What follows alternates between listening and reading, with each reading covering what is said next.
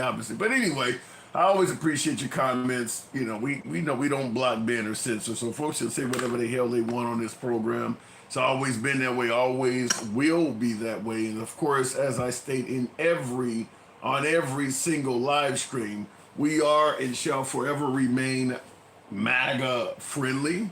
We don't block, ban, or censor any damn body for their comments. So understand that we don't censor anybody. I see somebody in the comments who Justin says loved black people. We're gonna talk about that. That is why the live stream is titled Charlie Cook Loved Black People, because a lot of folks are suggesting it is absolutely wrong or somehow an injustice for liberals to be trying to make it sound like this guy who is now no longer with us was somehow racist or something of that nature. Now, I'm going to be honest with you. I didn't know much about Charlie Kirk. I was not a fan. I was not a detractor. I didn't know much about the guy. I mean, he came up in my FYP occasionally, and he was a good debater, and he would make a lot of liberals look like shit, and he'd get them on the abortion questions or other questions. I mean, he was decent at what he did. I don't have any problem with what he was doing. I enjoy a good debate, as you all know. So I don't have a problem with him debating folks. And if he's able to do a good job at it, so be it. Now, he did also bring a lot of folks over to the conservative side of the aisle. So many so that some folks suggest that Trump could not have won the election without Charlie Kirk. That's interesting that folks believe it, because I'm like, well, shit, why didn't more people hear him? If he was that instrumental in Trump winning, then I'm surprised more folks had not heard of him. I didn't hear a lot about Charlie Kirk until recent, and I'm assuming a hell of a lot of liberals had not heard about him either. So why are people calling him a racist? Why are people saying he's intolerant? If all he did was debate the issues, talk politics, and things of that nature, why are folks saying that? I'm gonna run a clip to you folks. We're gonna talk about that. And of course, that's not the only topic this show is going to entail. We're going to be talking about other things as well. Oops, didn't mean to knock my remote down, but we're going to be talking about other things as well. I want to make sure I don't have my live one subscriber. I got to turn that off. Well, we'll talk about that. But anyway, we're going to talk about why folks are suggesting this guy was a racist. In addition to that, I also want to ask the question, because Trump was on...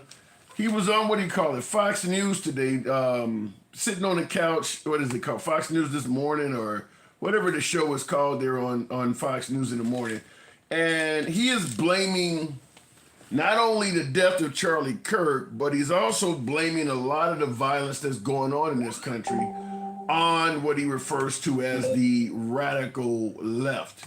Now, I'm going to assume there's a lot of people that agree with that, and I'm going to assume there's a lot of people that disagree with that, including Trump's very own FBI from 2017. They were saying that one of the growing threats was coming from the right. So why Trump is blaming this on the left, I like to see receipts and proof. There is left-wing violence in this country. There's no denying that there are folks on the left that commit acts of violence, but there's also folks on the right. I mean, what happened to Charlie Kirk is hardly the action of a left-wing fanatical liberal. I mean, the guy this 22-year-old lived in rural southwest Utah.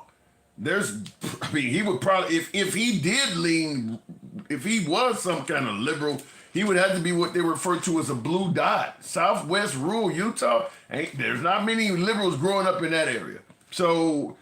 and then, of course, you've heard the stories that his father was law enforcement, he's a pastor. I mean, he grew up in a gun culture. He just doesn't fit the stereotype of blue-haired liberals whatsoever. And my guess is President Trump is probably not very happy that this turned out to be the culprit. I think he would have rather had somebody with a much larger liberal profile than this Tyler guy, Tyler, whatever his last name is. This is not that guy alone is not going to satisfy Trump's thirst, for lack of a better term, to blame this on the liberals, because that guy does not fit the stereotypical profile of a radical left-leaning liberal whatsoever. So there has to be somebody else to bring up, and my guess is you're going to see this stuff blamed on more people. You hear folks suggesting that the liberals referring to Charlie Kirk as Hitler and Nazis and all of that. Look, name calling flies both ways. I'm really shocked to see President Trump attacking folks or criticizing folks for name calling. Nobody does that better than him. So him talking about people calling folks names is what's leading to this. That really sounds like the pot calling the kettle black. So I'm gagging here. We're going to go into more on that. But of course, you're probably aware that Governor Shapiro of Pennsylvania and Melissa Hortman in Minnesota have both recently been victims of, damn, I've got something in my throat, right-wing violence. So this is going to be a hard monologue, but I got a frog in my throat or something, making it a hard monologue. So anyway, considering that there has been recently right-wing violence, why skip over that and pretend like it's only radical left causing problems in this country? So I think Trump wants a boogeyman. We're going to talk about that as well. And of course, I do want to ask you folks, when we go over Charlie Kirk, why is it that the right seems to see racism so much different from the left? Why is that? Here's Trump today, or better yet yesterday, talking about the radical left. Filled with grief and anger at the heinous assassination of Charlie Kirk on a college campus in Utah. Charlie inspired millions, and tonight all who knew him and loved him are united in shock and horror.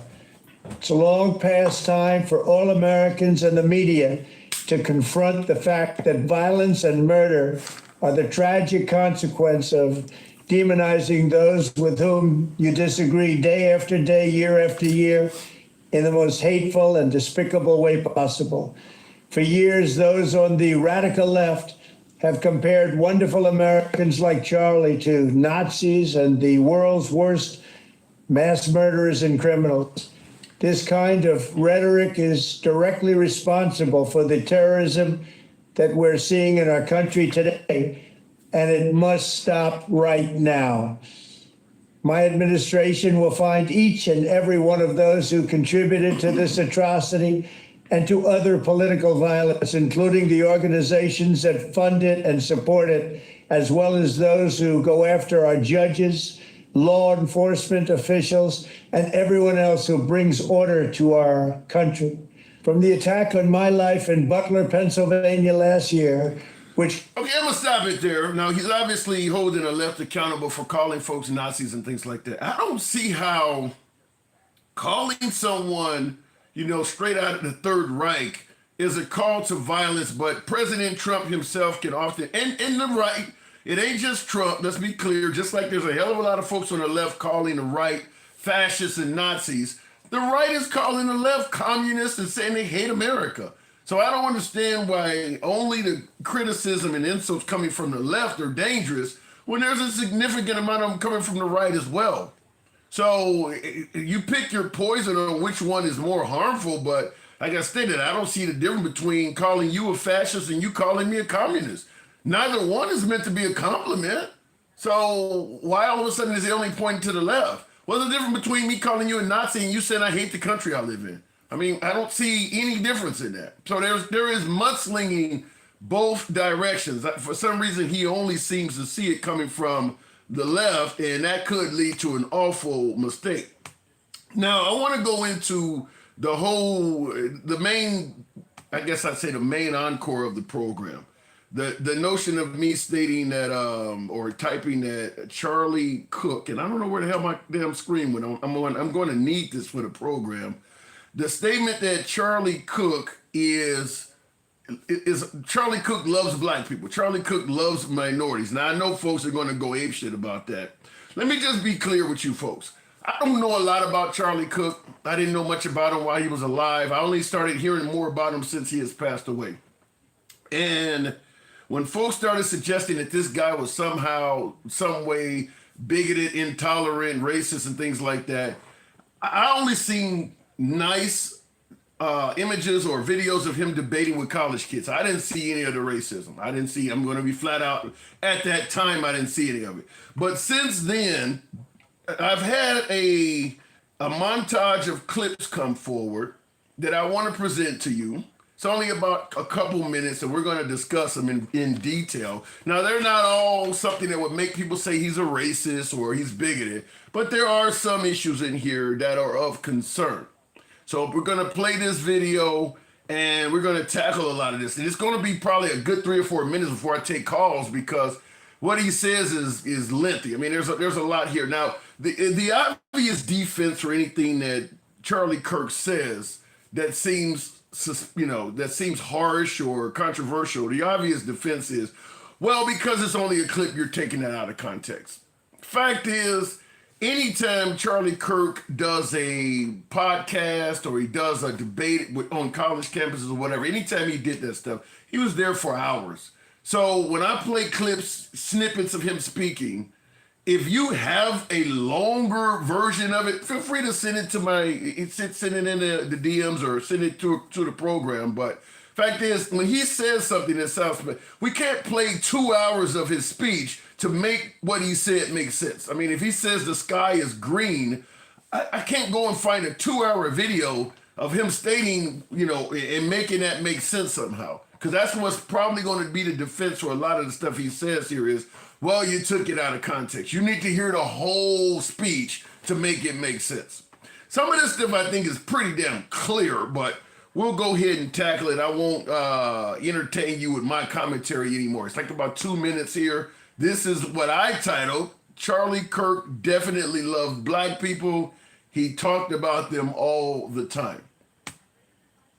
Pilot, I'm going to be like, boy, I hope he's qualified. The Civil Rights Act was a mistake. More cops should be around your neighborhood. Why do blacks have a broken family? A white person were to come up and say, black America really needs to get its act together and stop sleeping around all the time and needs to actually have enough. Why would you? Because it's true. When blacks in America did not have the same rights they had today, they were less murderous. There was less break-ins. Black America is worse than it has been in the last 80 years. What percentage of young blacks have both a mom and a dad raising them? Of course we pander to blacks. They're in every TV commercial, and they're saying, I'm only here because of affirmative action. Yeah, we know. You do not have the brain processing power to otherwise be taken really seriously. If I'm dealing with somebody in customer service who's a moronic black woman, I wonder, is she there because of her excellence, or is she there because of affirmative action? Things got worse since the Civil Rights Act. More violent, less fathers around, poorer. Why are we making racist jokes? Well, look, it's a comedian that was put up on stage. What do you expect? But I mean, man, can you take a joke? Should be kissing the ground with gratitude, because you're right. You are not in Africa. And you should be thankful you're not in Africa. Certain skin color now gets their own summertime celebration. It's now become a racial complaining day. BLM, and remember what BLM stands for: burn, loot, and murder. America is poorer today than before we tried to start to help. Black women married the government and divorced the men that they were once with. Happy Juneteenth. It should not be a federal holiday. Half of all prisoners are black. Exactly. So blacks commit more crime. They commit more murders. They commit more arsons. They commit more kidnappings. It's not a profiling when it comes to that. Blacks are far more likely to commit crimes than any other group. See a black pilot, you wonder, boy, is that person there because they earned it or because they were placed there? When blacks in America did not have the same rights they had today, they were less murderous. Death toll likely would not have been as high if it wasn't for DEI. Black culture has collapsed the last 60 years. Systemic racism stuff is a bunch of rubbish. Instead, it's systemic bad choices. Do you feel that systemic racism isn't real? Of course not. How do you feel about the black community receiving reparations? I'm against that. Yeah. With the George Floyd protests, riots, we have a supply and demand issue with racism in our country. We have an incredibly low supply of racism and an incredible demand to try to fulfill it. So we've created racism where it doesn't exist. When I was being schooled, we have spent an entire month on slavery. Totally get it. Terrible thing. But we spent so little time on the brilliance of the founders and what they've created. And is it about contemplating the good, the true, and the beautiful, or is it about being a gangbanger and trying to get as much money and sleep with as many girls? Time for us to stop listening to rap music and this degenerate hip-hop stuff. Can you clarify your definition of critical race theory? Call everything racist till you control it. Okay. I see a black pop. And there's a little bit more, but I'm going to end it there. Now, first of all, as I stated in the title of the video, Charlie Kirk loves black people. We can talk. We're going to discuss all of that. Now, let me be clear. Some of the stuff he said, because I see some folks in the comments are like, 100% true. He's, stating facts. I don't disagree with everything he said. I'll give you a couple of them. He told someone you're not in Africa and you should be thankful for that. I don't see anything wrong with saying that. You probably in America should be thankful you don't live in many places in Africa. He also said you need more cops in your neighborhood. If you live in a violent area, I'm not opposed to having more police. I mean, they obviously should do their job and adhere to the law themselves, but I don't see any problem with suggesting that areas that have more crime should have more cops. He's not a fan of reparations. I don't have a problem. I don't see that as being racist. Somebody said they're not a fan of reparations. There are some African Americans that are not fans of reparations as well, because it would be hard to, to necessarily dictate how they go or what they would be like. So everything he said, I don't find to be problematic. However, I will say, and I'm going to go down the list of the things I do find to be of concern, and it's, as you might suspect, considerably greater than the things I don't find to be of concern, and I want to hear from you folks, because a lot of you folks are saying that, what he's doing is preaching the truth, and he, et cetera, et cetera. This is the late Charlie Kirk. This is what he said. Now, in the comments, I got folks saying, you're taking clips and snippets, and, you're not playing the whole video. I don't think all of this stuff. Listen, if somebody says they don't support reparations, do you really need to hear more? I mean, that's a pretty clear-cut statement. Listen, if I say I prefer, chicks with big asses, do you need to hear more for that to make sense? So some of this stuff is actually fairly clear, but because, what I'm about to go down the list of might be concerning to some, there are going to be people who say, well, I need to hear it in more context. But nevertheless, we're going to go over this, and then I'll be taking your calls, taking your comments, and this could get to be lively.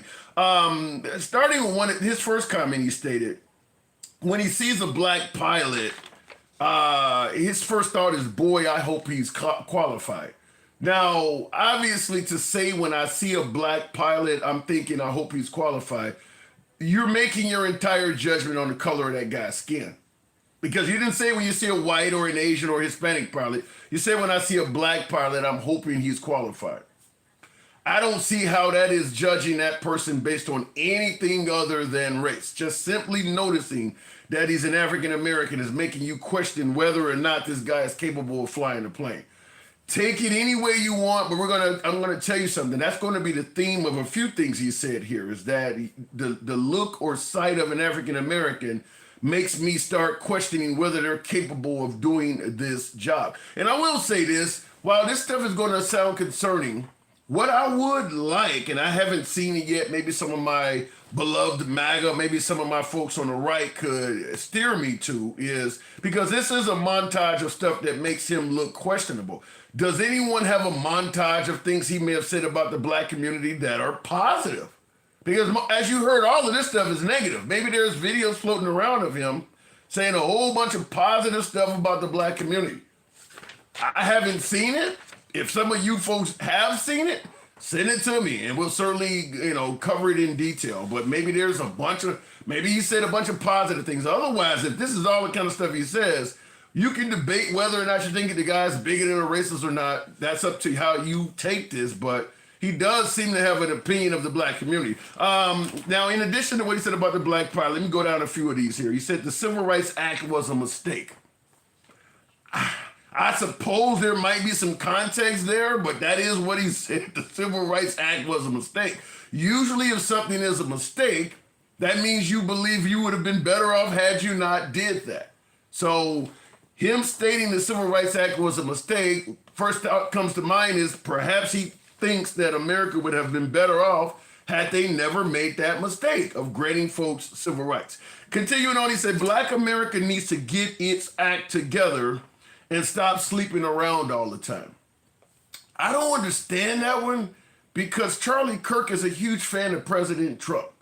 And he's talking about they need to get their act together and stop sleeping around. I think everybody, even Trump's most ardent supporters, realized he was sleeping around a lot. So I don't know why he would suggest that the black community needs to stop sleeping around unless he's holding them to some higher form of judgment. Continuing on, he says, when blacks in America did not have the same rights they had today, they were less murderous. There were less break-ins. So when blacks did not have essentially equal rights, they were less murderous, there were less break-ins. Now, I don't totally disagree with that. Maybe of shock to you folks. I don't totally disagree with that, but there is more to this. Obviously, if you give folks power, some folks are going to abuse their power. So if blacks are now allowed to go into white neighborhoods and things like that, there may be some that go into white neighborhoods and deliberately commit felonies and robberies, which is what he's pointing out. However, the counterpoint is simple. When blacks did not have the rights they have today, they were less murderous and there were less break-ins. However, the white on black crime was significantly higher. We're talking about there were lynchings, there were church bombings. If you went in certain neighborhoods, the police mistreated. So when blacks did not have the rights they have today, whites were abusing the additional power. I just told you, when you give people power, there are going to be people that abuse it. Obviously, he's not going to mention that because that's not going to fit the agenda. But when whites had all the power, they were more violent and murderous than they are today, which is exactly what he's saying blacks are now. But like I said, he won't cover that. And then, of course, he says, of course, we pander to blacks. They are on every TV commercial. I don't know where he lives at, but I don't know anywhere in America where if you turn on the television, every commercial is going to feature a black person. And I would also add, the only way you would even notice that is as if you probably don't want black people in TV commercials. Do you really take note to the races of people that are in every TV commercial? Most of us don't even watch commercials. You skip through that shit.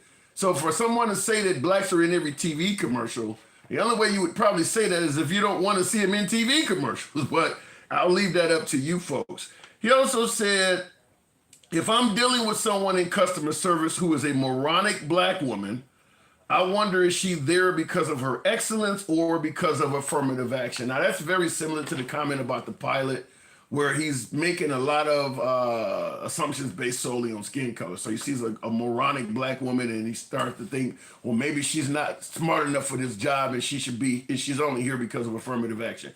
Could be true, but fact is there's a lot of employers that simply hire bad employees. Nothing to do with race. I'm sure there are plenty of moronic Asians and whites and Hispanics working in positions too, but for some reason he's targeting moronic African Americans and tying it somehow to affirmative action. If you see a moronic white person, do you start thinking that some kind of affirmative action or DEI? No, you just assume that the employer did a bad job in who he hired. So I don't know why affirmative action has got to come up, other than he obviously does not like affirmative action, which he mentioned earlier. Now, continuing on, he says, things got worse since the Civil Rights Act, which he stated earlier was a mistake. Things got worse since the Civil Rights Act, more violence, less fathers, poorer. Now, I vehemently disagree with this one. I will say that, yes, since the Civil Rights Act, there's more violence in the black community, but it's because of what I stated. They have more power. Denkow, appreciate the underwater coral. Thank you very much. Now, like I said, if you give people power, there are people who will inherently abuse it. So I'm certain that there is more violence in the black community since the Civil Rights Act. However, he said less fathers around and poorer. I don't necessarily know about the poorer part because there's far more millionaires in the black community since the Civil Rights Act, far more African Americans that are in positions of leadership, et cetera, homeowners. So I don't know why he would say that since the Civil Rights Act, blacks have become poorer. I don't know where he's getting that from. Continuing on real quick, because I do want to get to the calls and the comments. BLM stands for burn, loot, and murder. That's what he says BLM stands for, burn, loot, and murder. Obviously, he does not like Black Lives Matter. I don't think anyone on the right likes Black Lives Matter. That's fairly common. Trump views Black Lives Matter as a terrorist outfit as well. I will submit to you, while there is no shortage of areas where there have been riots, I won't say a whole city, but there, things have been burned and looting has happened. I'm not going to deny that. Fact is, there's a whole lot of families and victims that would never have received justice if it wasn't for BLM. Now, he's not going to mention that to you, but we saw, let's take the most prominent case, George Floyd. That guy was on television being, just like you're seeing Charlie Kirk's death all over TV, you were seeing George Floyd the same way. And for 4 days, there was no effort to charge Derek Chauvin. It got to the point where even the mayor of Minneapolis was like, you need to charge this guy with something, because they were burning stuff down. So, and there's a whole bunch of cases like that. Ahmaud Arbery, Trayvon Martin, even though George Zimmerman was deemed to be justified, they had took the word of George Zimmerman and gave him his gun back, and that was over with. So there's a whole lot of cases out there that the family would never have received justice if it wasn't for BLM coming in town and doing something about it. But like I said, that's not going to fit the narrative of burn, loot, and murder. Not to mention all of the BLM protests that do not result in anything being burned, looted, or murdered. But that's, once again, doesn't fit the narrative. Black women married the government and divorced the men they were with. There is some validity to that. Charlie Kirk is partially right about that. Once again, he's not going to mention the fact that once entitlement programs like welfare and things like that became available to African Americans, the law required that no man could be in the home. So that the notion was that if you got a man in the home, a man should be a provider, and you shouldn't need to come to the government for help if you got a full, able-bodied working man in your home. So if dad was out of a job and couldn't feed his family, he had to tell the family, I'm going to leave so that you guys can get some help from the government.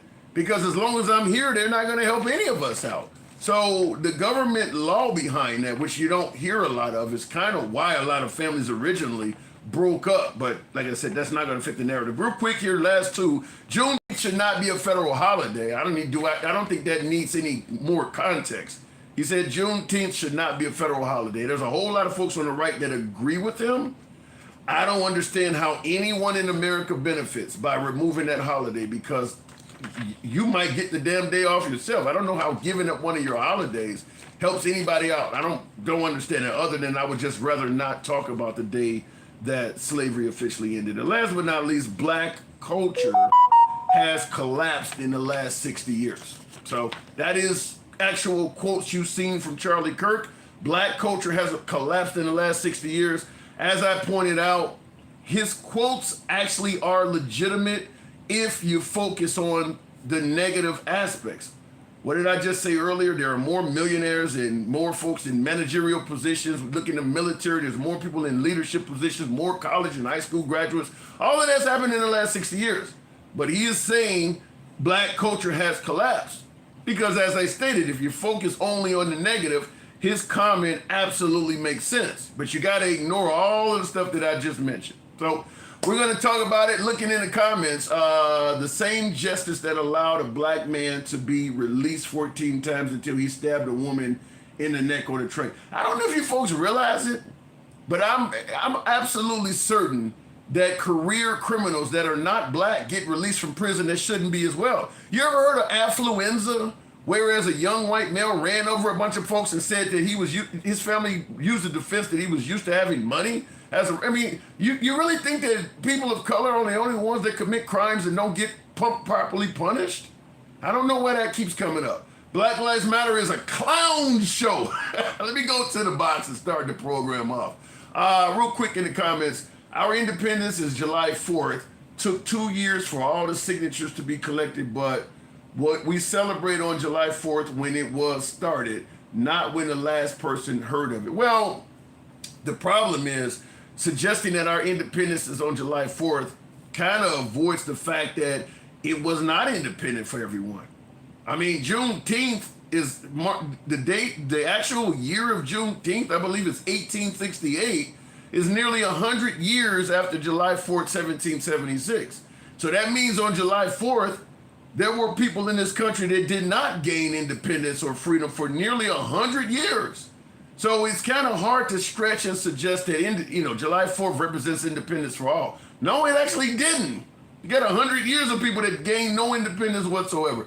Going to the box, we'll start the program off, and of course with Dencal. Good evening, better get Jeremy. I think I clicked on Jeremy. Good evening, welcome to the program.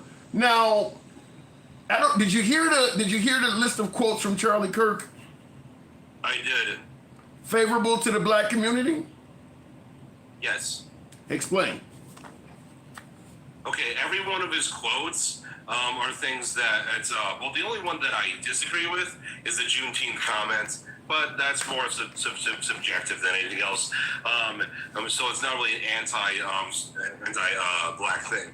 Everything he's talking about doesn't say that anything that about being black makes you inherently a certain way. It doesn't say that your skin color or your location of origin makes you more likely to commit anything. What it does is, like, for instance, a good example of this is all the DEI comments. I've explained to you why I don't like DEI in the past. So, DEI, even if you think it was given to white people back in the day when, like, this country was first. Well, first of all, let me make sure you can. Do you believe positions used to automatically be given to white people simply because they were white? Do you believe that actually happened? Absolutely, and it was stupid back then, and it's stupid now. Okay, so DEI is a historical precedent in this country. It's just now something we're talking about because blacks are getting it. But you're admitting that whites used to get positions solely because they were white. Keep going. Yeah, but it wasn't good back then either. No, it wasn't. But they didn't complain about it. Is the point? But keep going. Yeah, because they benefited from right. it. Yeah, of course. Right. You know, I'm not going to lie and pretend that wasn't the motive, obviously. But here's the thing. Everything he said, he can really explain. But before we go any further, Tim, I want to tell you something really, really important. It's on the topic of Charlie Kirk's assassination. Mm-hmm. I am not a conspiratorial person whatsoever. I'm not. I really think that 90% of conspiracy theories are bunk. Okay? However, you're aware of like what happened to MLK, right? And how there's a lot of evidence that the FBI is the one who knocked him out. I've heard that, yes. Yes, and how his own how MLK's own family believes it. Yes, absolutely. Yeah. Please do me a favor. Just write this down. I'm sure you're not going to watch it because you usually. I watch a lot. I've watched 2,000 Mules a half dozen times. I watched Mike Lindell's Cyber Symposium. I do watch stuff. Give me what you got.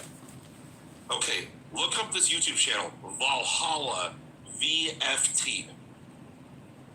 Victor Frank Tango. Yes, basically. So he goes over the evidence. The guy is a former Green Beret.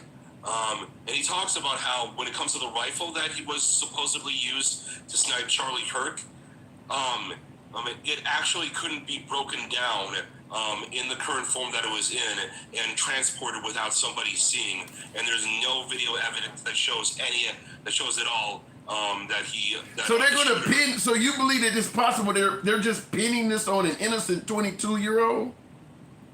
I would not only not be surprised, but the likelihood. Here's what I think. His family is MAGA, Jeremy.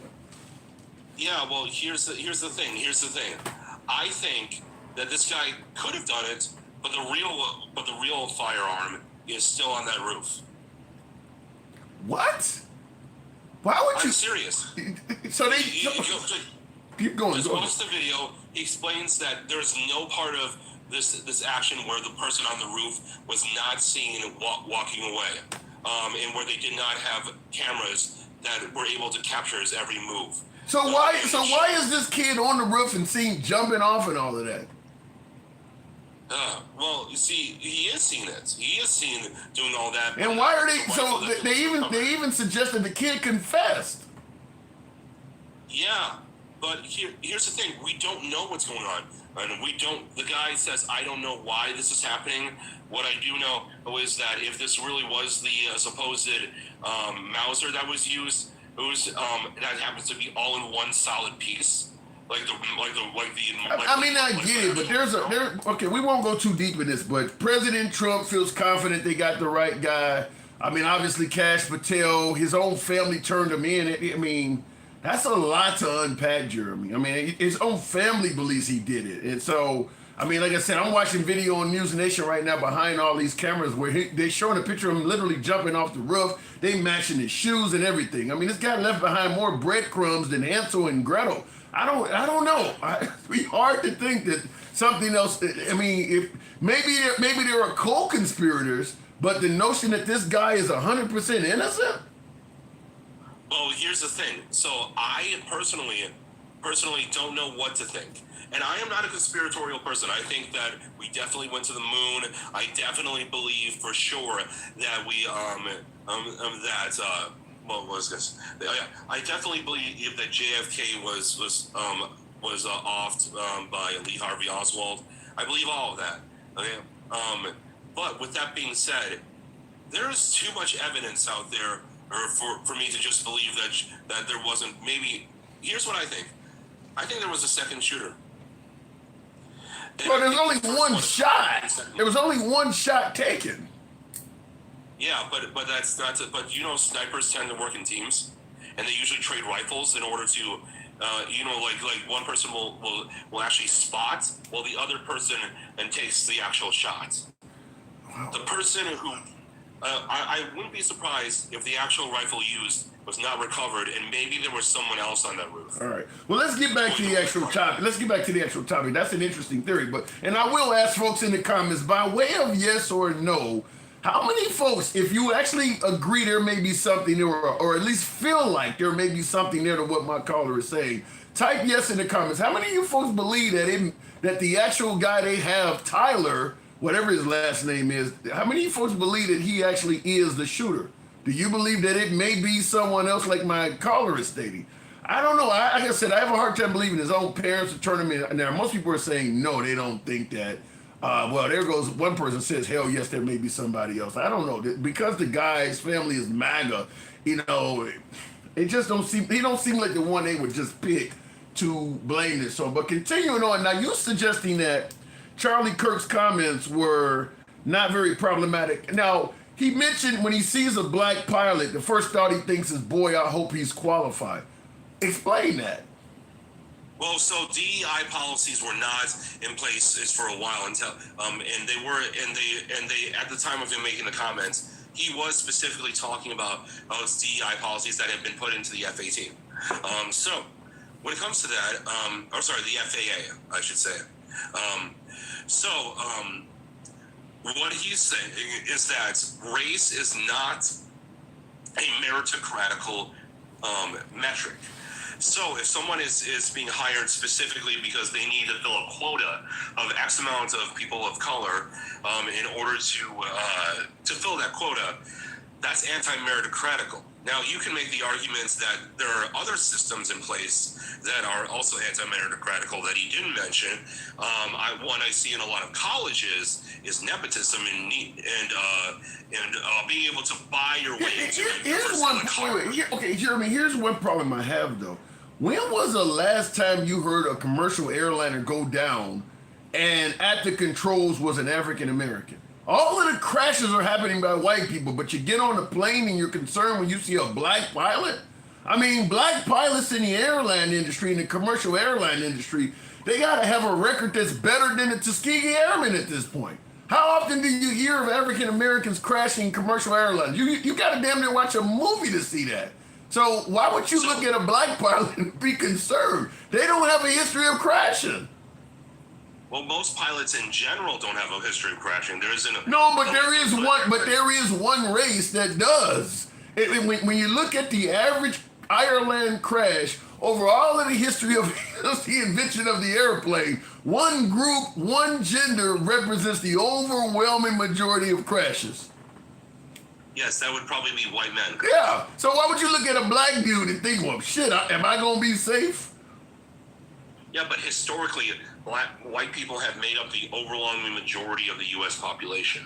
So it just makes sense that there would be more of those positions. But Jeremy, there's enough black pilots to have a few examples of them crashing, is it not?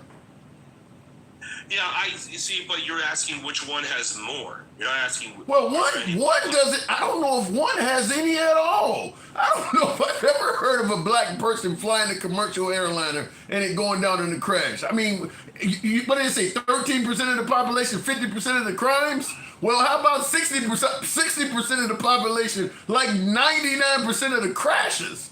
I mean, I don't recall hearing of an African American controlling an airliner and it crashing. I don't think I've ever heard of that. Well, here's the thing. I don't have any examples on me right now because I didn't come like prepared for that. But the thing is, I'm sure if you took like a few minutes, you could find that. I don't think it's impossible that that's happened. And here's the thing. What Charlie was trying to say, because we're not talking about do African American pilots make better pilots or not. That's not the discussion. What we're talking about is what was Charlie Kirk trying to say? He was trying to say, I don't want any kind of race-based hiring. And here's the thing. Yeah, but the point I'm making is, where is the evidence that there are a lot of pilots that do not have the qualifications to fly a plane? Even let's say I said the next pilot I'm gonna hire is gonna be white, but you don't want to train. Hold on. Let's say as a black man, I said I'm going to open up my airline, and my first pilot is going to be a white man. Okay, I'm hiring you because you're white, but you've been through school, you've trained, you got the hours. So why would anybody look at you and say that you're not capable of doing the job just because you're white? I hired you because you're white, but I made sure you had the credentials. So why is he assuming that blacks that actually are behind the cockpit don't have the credentials when there's no evidence of that? Well, here's a good reason. Number one, let's go to your example. So let's say you wanted to hire someone because they're whites, right? Let's say you wanted to do that, and you're going to do that no matter what. What if, like, sure, you might be able to say, well, you have enough pilots out there where there's going to be a qualified white person, and you'll just pick him first out of everybody else, okay? Let's say that happens. Well, in order to fill that quota, it's not going to be very hard. But then let's scale it up to what Charlie Kirk was talking about, where it'll be like through the full FAA, okay? Yeah. In order to fill the quota there, you would have to you would have to start fudging the numbers a little bit and start ignoring merits in order to get a certain amount of white people. There's no evidence that has happened. There is no evidence that they have pilots flying that lack merit. You don't hear about any of them showing up to work drunk. When you see pilots on TV getting arrested for being drunk, they're still white dudes. There is no evidence whatsoever in the airline industry of any unqualified black pilots. I mean, that is coming from just simply a guessing game. No evidence at all.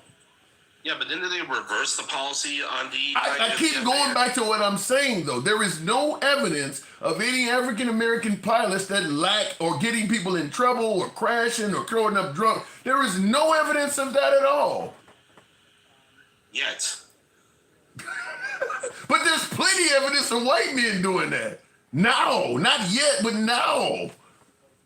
Yeah, I know. And again, I just want to stress this.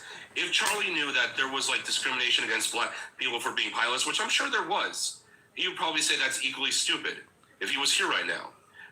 I don't see how this doesn't come out as looking at a man's skin color, making a negative assertion like that as not being anything bad for that person. You're gonna make this assertion on me just because I'm black. And because I have on pilot stripes and happen to be a black man, you're gonna look at me with this negative connotation. How do you think a black man should take that? Personally, I think he should ask, well, what's the context? And then when he hears that the context is, oh, black people were being hired simply because they're black, then he should be like, oh, well, that would make me nervous too. And ain't nobody throughout history looked at white pilots who were hired as pilots simply because they're white as not having training. Even though that's the way the airline industry has been for most of its history. Only white men could get that job, and not one person looked at them and said, I don't know if I should trust you because you only got the job because you're a white man. Do you see the difference in that? But hold on. Yeah, but hold on a minute. We're not we're not talking about other people. We're talking about Charlie. Charlie, I'm sure would say, yeah, that was stupid that they did that back then when they discriminated against black people for a lot of these jobs. He would probably say that. Why? Because the people back then who didn't want non-white pilots were racist idiots.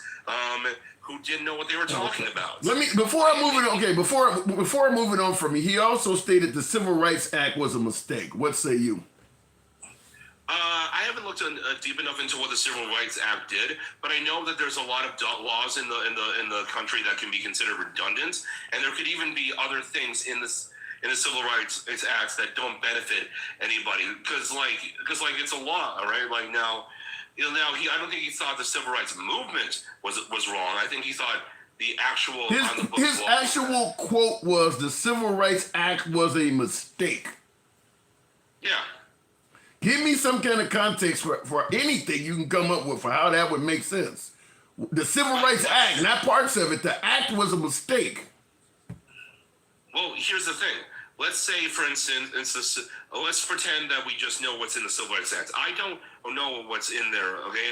But let's say, for instance, it said that, like, I don't know, that there was supposed to be reparations, and a lot of people disagree with reparations.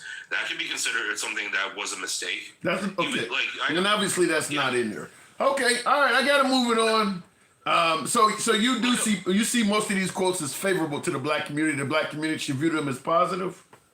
Yes, but before I go, remember what you wrote down. Make sure to look it up. Valhalla, VFT.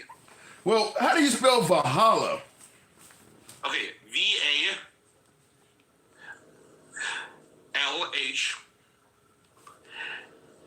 double L. Wait, sorry. After the H, you got to put an A. Okay, then double L. Yep. And then A. And then an A at the end. And then VFT. Yep, VFT. All right, I'll look it up. I'll see what you got on it. I appreciate you coming on. I got to move it on. Have a good one, Tim. You too, Jeremy. By the way, folks, understand how the program works. We are MAGA friendly. We don't block, ban, or censor anyone. This is uncensored programming. So you're going to hear comments you favor, comments you don't like, comments you do like. That's how it is when everybody gets to speak. We go left of Bernie Sanders to I'm having dinner with Q. We don't censor any damn body. You can be critical of anyone on this program, up to and including yours truly. You can call in by going to Tim Liberals with an S on Facebook or the Handsome Liberal on TikTok, because unfortunately YouTube doesn't allow folks to call in. So that's where my callers are coming from. Nevertheless, the program is uncensored, and that's how we do things. If you favor uncensored dialogue, give your boy a follow. If you're watching on TikTok or YouTube, if you're or Facebook, I'm having a Biden moment. If you're watching on Facebook, give your boy a follow as well. If you're watching on YouTube, shout out for those who want to subscribe and smash that like button. Robert Lee, it says Dirt Floor Garage.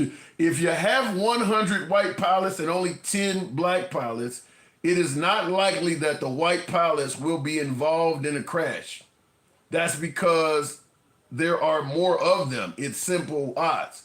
Yeah, I guess. Look, if you have 100, I don't know if I agree with that. If you have 100 white pilots and only 10 black pilots, it is most likely that the white pilots will not. It's most likely that the white pilots will be involved in the crash. Yeah, that's true. That is true. But you'd also have to wonder why are there 10 times more white pilots than blacks. I mean, listen, Captain Sully, for instance, the guy who landed the plane in the Hudson, when he got hired, you think that blacks had an equal chance of becoming a pilot just like he did? So the notion that I'm going to look at a pilot that may have been hired because of his skin color with some sort of suspicion, I'm going to submit to you a lot of pilots out there getting close to retirement should get your suspicion. Because many of them that got hired probably in the late 80s and things like that, they weren't hiring African Americans. You damn near had to be white to get the gig. Because a lot of pilots get their training, get their hours from being in the military. And once again, even in the military, it's harder to become a pilot, or it was, being a person of color. So the whole system is set up so you're going to likely have more white pilots because the system is favorable to them becoming pilots. So if you're going to be skeptical of somebody getting a job solely based on their skin color, and you're going to ignore that, that's something to question. Most likely a white pilot will high on booger candy. Oh, you said Rod says most likely a white pilot will be high on booger candy. You mean cocaine? Oh my God. Idiot season is in the White House. Damn. because as black communities gain more ground, it takes a whole generation for a kid to grow up, go to school, and become a pilot. Yeah, when you're giving it all to one side for a while, it does take a long time for the other side to catch up, which is why the affirmative action, the DEI stuff had to happen. I mean, if you just leave it up to nature for things to equal out, it would probably have been centuries. Denkel, good evening. Good evening. Good evening. Hey. Now, did you hear the list of Charlie Kirk quotes?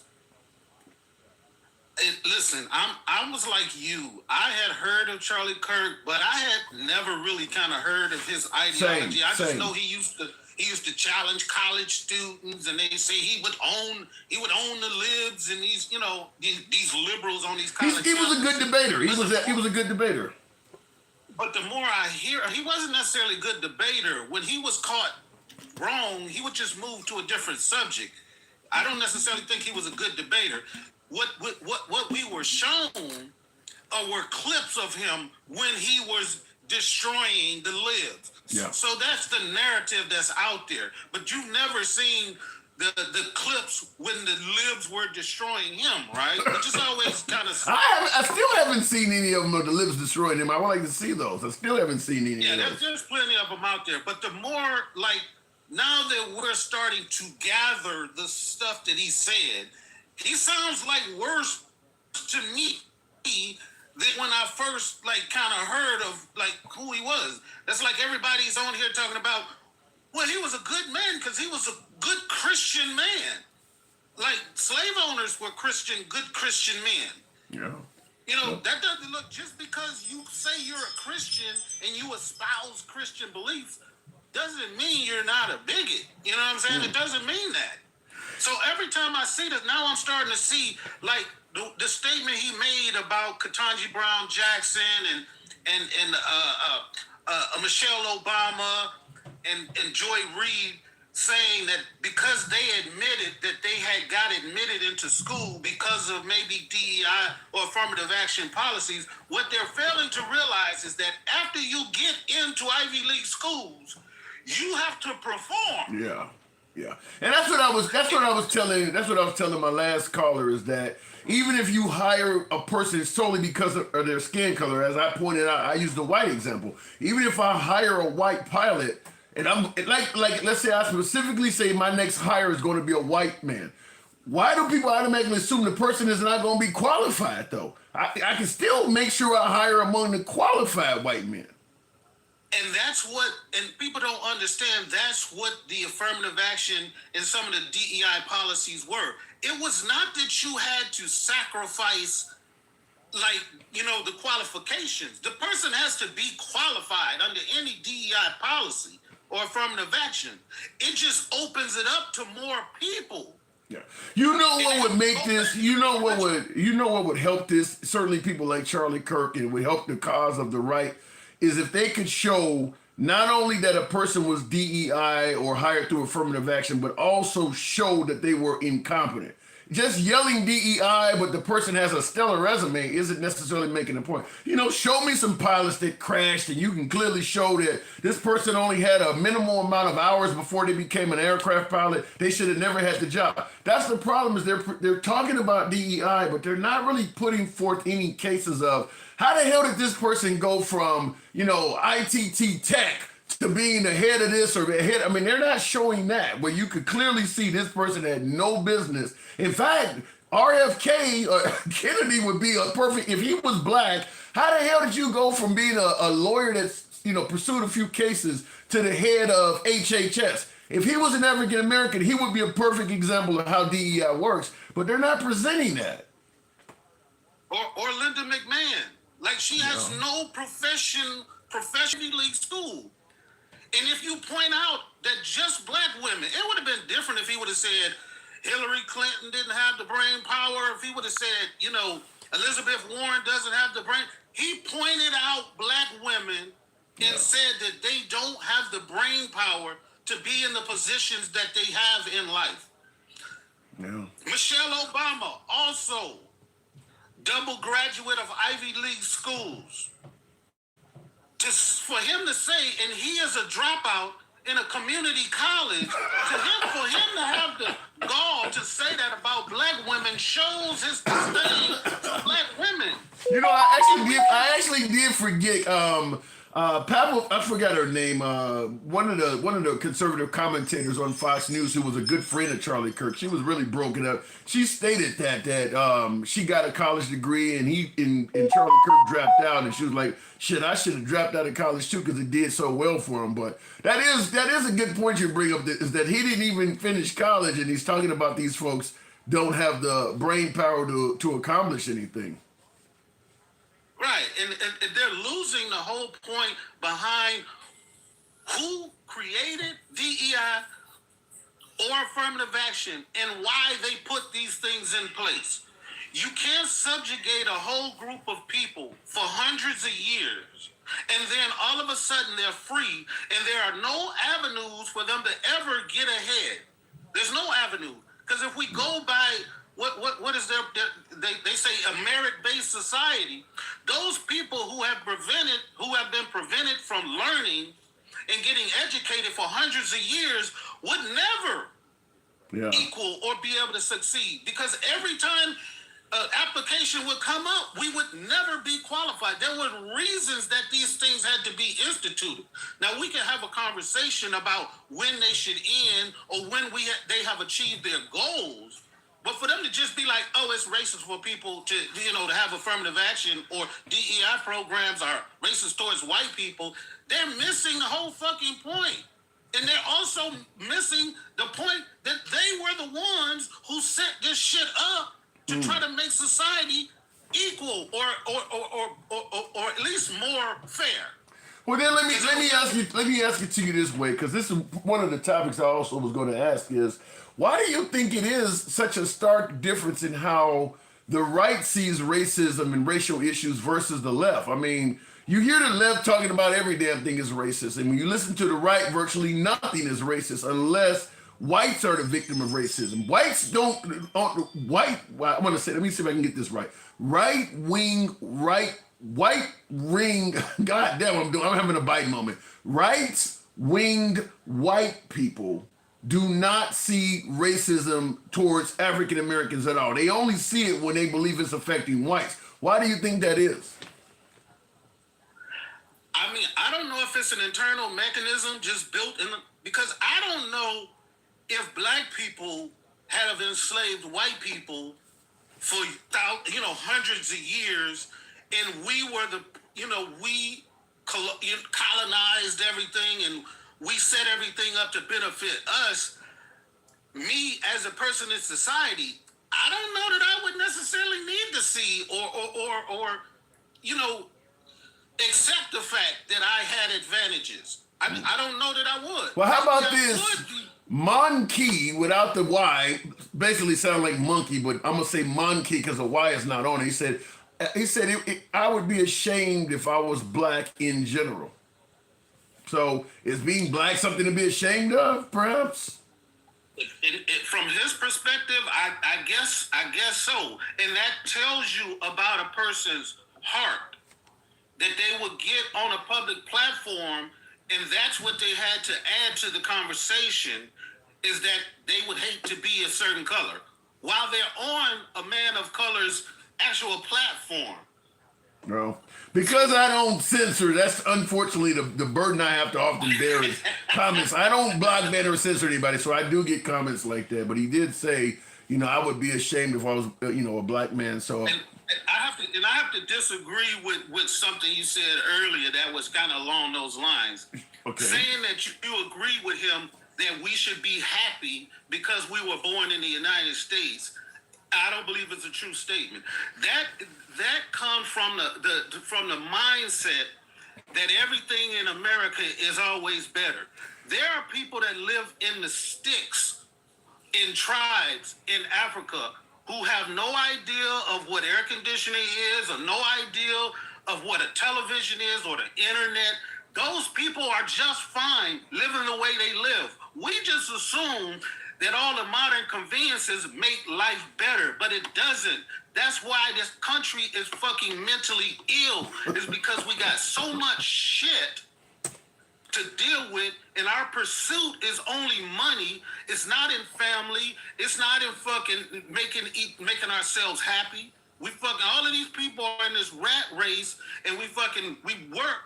We got a life expectancy of about 75 years. You have to fucking work until you're like 70 years old because you got to make sure you keep insurance and you ain't got enough money to fully retire. And then after you retire, you got a couple of years, but your body's so fucking broke down because you've been working all of these damn years, you're 9 to 5, and then you fucking die. But then they say, that don't sound good at all. Damn. We live better lives. We live better lives than the people in Africa. The people in Africa don't know the shit that we have here, so they don't have to appreciate the shit that we have. They don't have to appreciate. Yeah, but I'm going to push back and say life in Africa, in many places, not every place, but in many places, life in Africa is hard. They don't have the life expectancy we do because they don't have the medical superiority. I mean, you know, you mentioned some of the conveniences like air conditioning. I mean, there are plenty of benefits of living in America compared to many places in Africa. I get that, but you're comparing how somebody's life is hard, but that's only from our perspective because that's the only thing they know. Well, people that hunt and fish and go out and get things for the tribe, and the kids go and get water and they do what they do to survive. They don't think the same way we do. They don't think their life is hard. They think that's just the way life is. I would submit. Let me tell it to you this way. Let's say you went to Africa, and various parts. You know, it's a big difference between how they live in Johannesburg versus how they live in the Sahara. But what I'm saying is, if you went to Africa and you told the average African how they live in the United States, and then you told the average American how they live in Africa. So you got a big group of Africans and Americans in this same group, and you ask them all, where would you want to live? I bet you most of them would say America. Now they don't, you're saying ignorance is bliss, but I'm telling you, if they knew, they'd want to be here. I disagree. We're only talking because we have the perspective that we have. Just by saying there's a road right here, or that you don't think most Africans, you don't think if given the chance, you don't think most Africans would want to come here? Look, I've talked to people around the world. A part of the thing that I used to do when we used to pull into foreign ports while I was in the Navy is I would always try to have conversations with the local people. I would try to find bars or restaurants or cafes where people sit down and just talk about life and about things. And that was just because I wanted to know about like other cultures and stuff. And I used to always ask people the question, knowing what you know, would you like to live in America? And the vast majority of them said no. Yeah, that's like, to me, any African saying, when you ask them, knowing what you know, would you like to live in America, and they respond with no, that's kind of like back in the day when you had locker room talk. You know, if somebody offered you $1 million, would you suck a dick? Of course you're going to say no, because $1 million ain't there. If they actually had the opportunity to live in America, I think some of them are lying to you. But only if you describe America in the way you want to describe it. If you start talking about the mental health, if you start talking about all of the foods that are fucking killing us, if you talk about how the government treats us, if you talk about the real shit, they say no. You gonna go over there and explain all of the good shit. Oh, we got internet. Oh, we got paved roads. But you're not gonna tell how everybody fucking stressed the fuck out. Yeah, there's a lot of stress here, but I'm going to tell you, the way the government treats people in Africa ain't nothing to shake a stick at either. I got to move it on then, Cal, but listen, you might be right depending on where you're at. I mean, there are some civilized, established countries in Africa, but there's also a lot of famine and poverty. I don't think anybody who's starving to death is going to be like, shit, I don't want to go to Detroit. I mean, it depends on... See, I never said anything about people starving. I said people that live out in the bush who do how communities used to be back in the day, how they hunter-gatherers, how they go get their stuff and they bring it, and everything is for the community. I didn't say somebody in the Sahara Desert with the stomach bloated and flies flying around. Here's the difference, though. I'd be curious to see how many Americans would like to live in Africa if they got the chance? Anywhere you want to live, from Ghana all the way down to Johannesburg. How many Americans would like to live in Africa if they were given the chance versus how many Africans would like to live in America? I think you'd have far more wanting to come here. And they would, because they're looking at it from the perspective that you're given. That when you say that they live in huts, if you No, say I'm not talking about, take my perspective out of it. Just imagine walking up to them and asking them, based on what they know. It's the American perspective.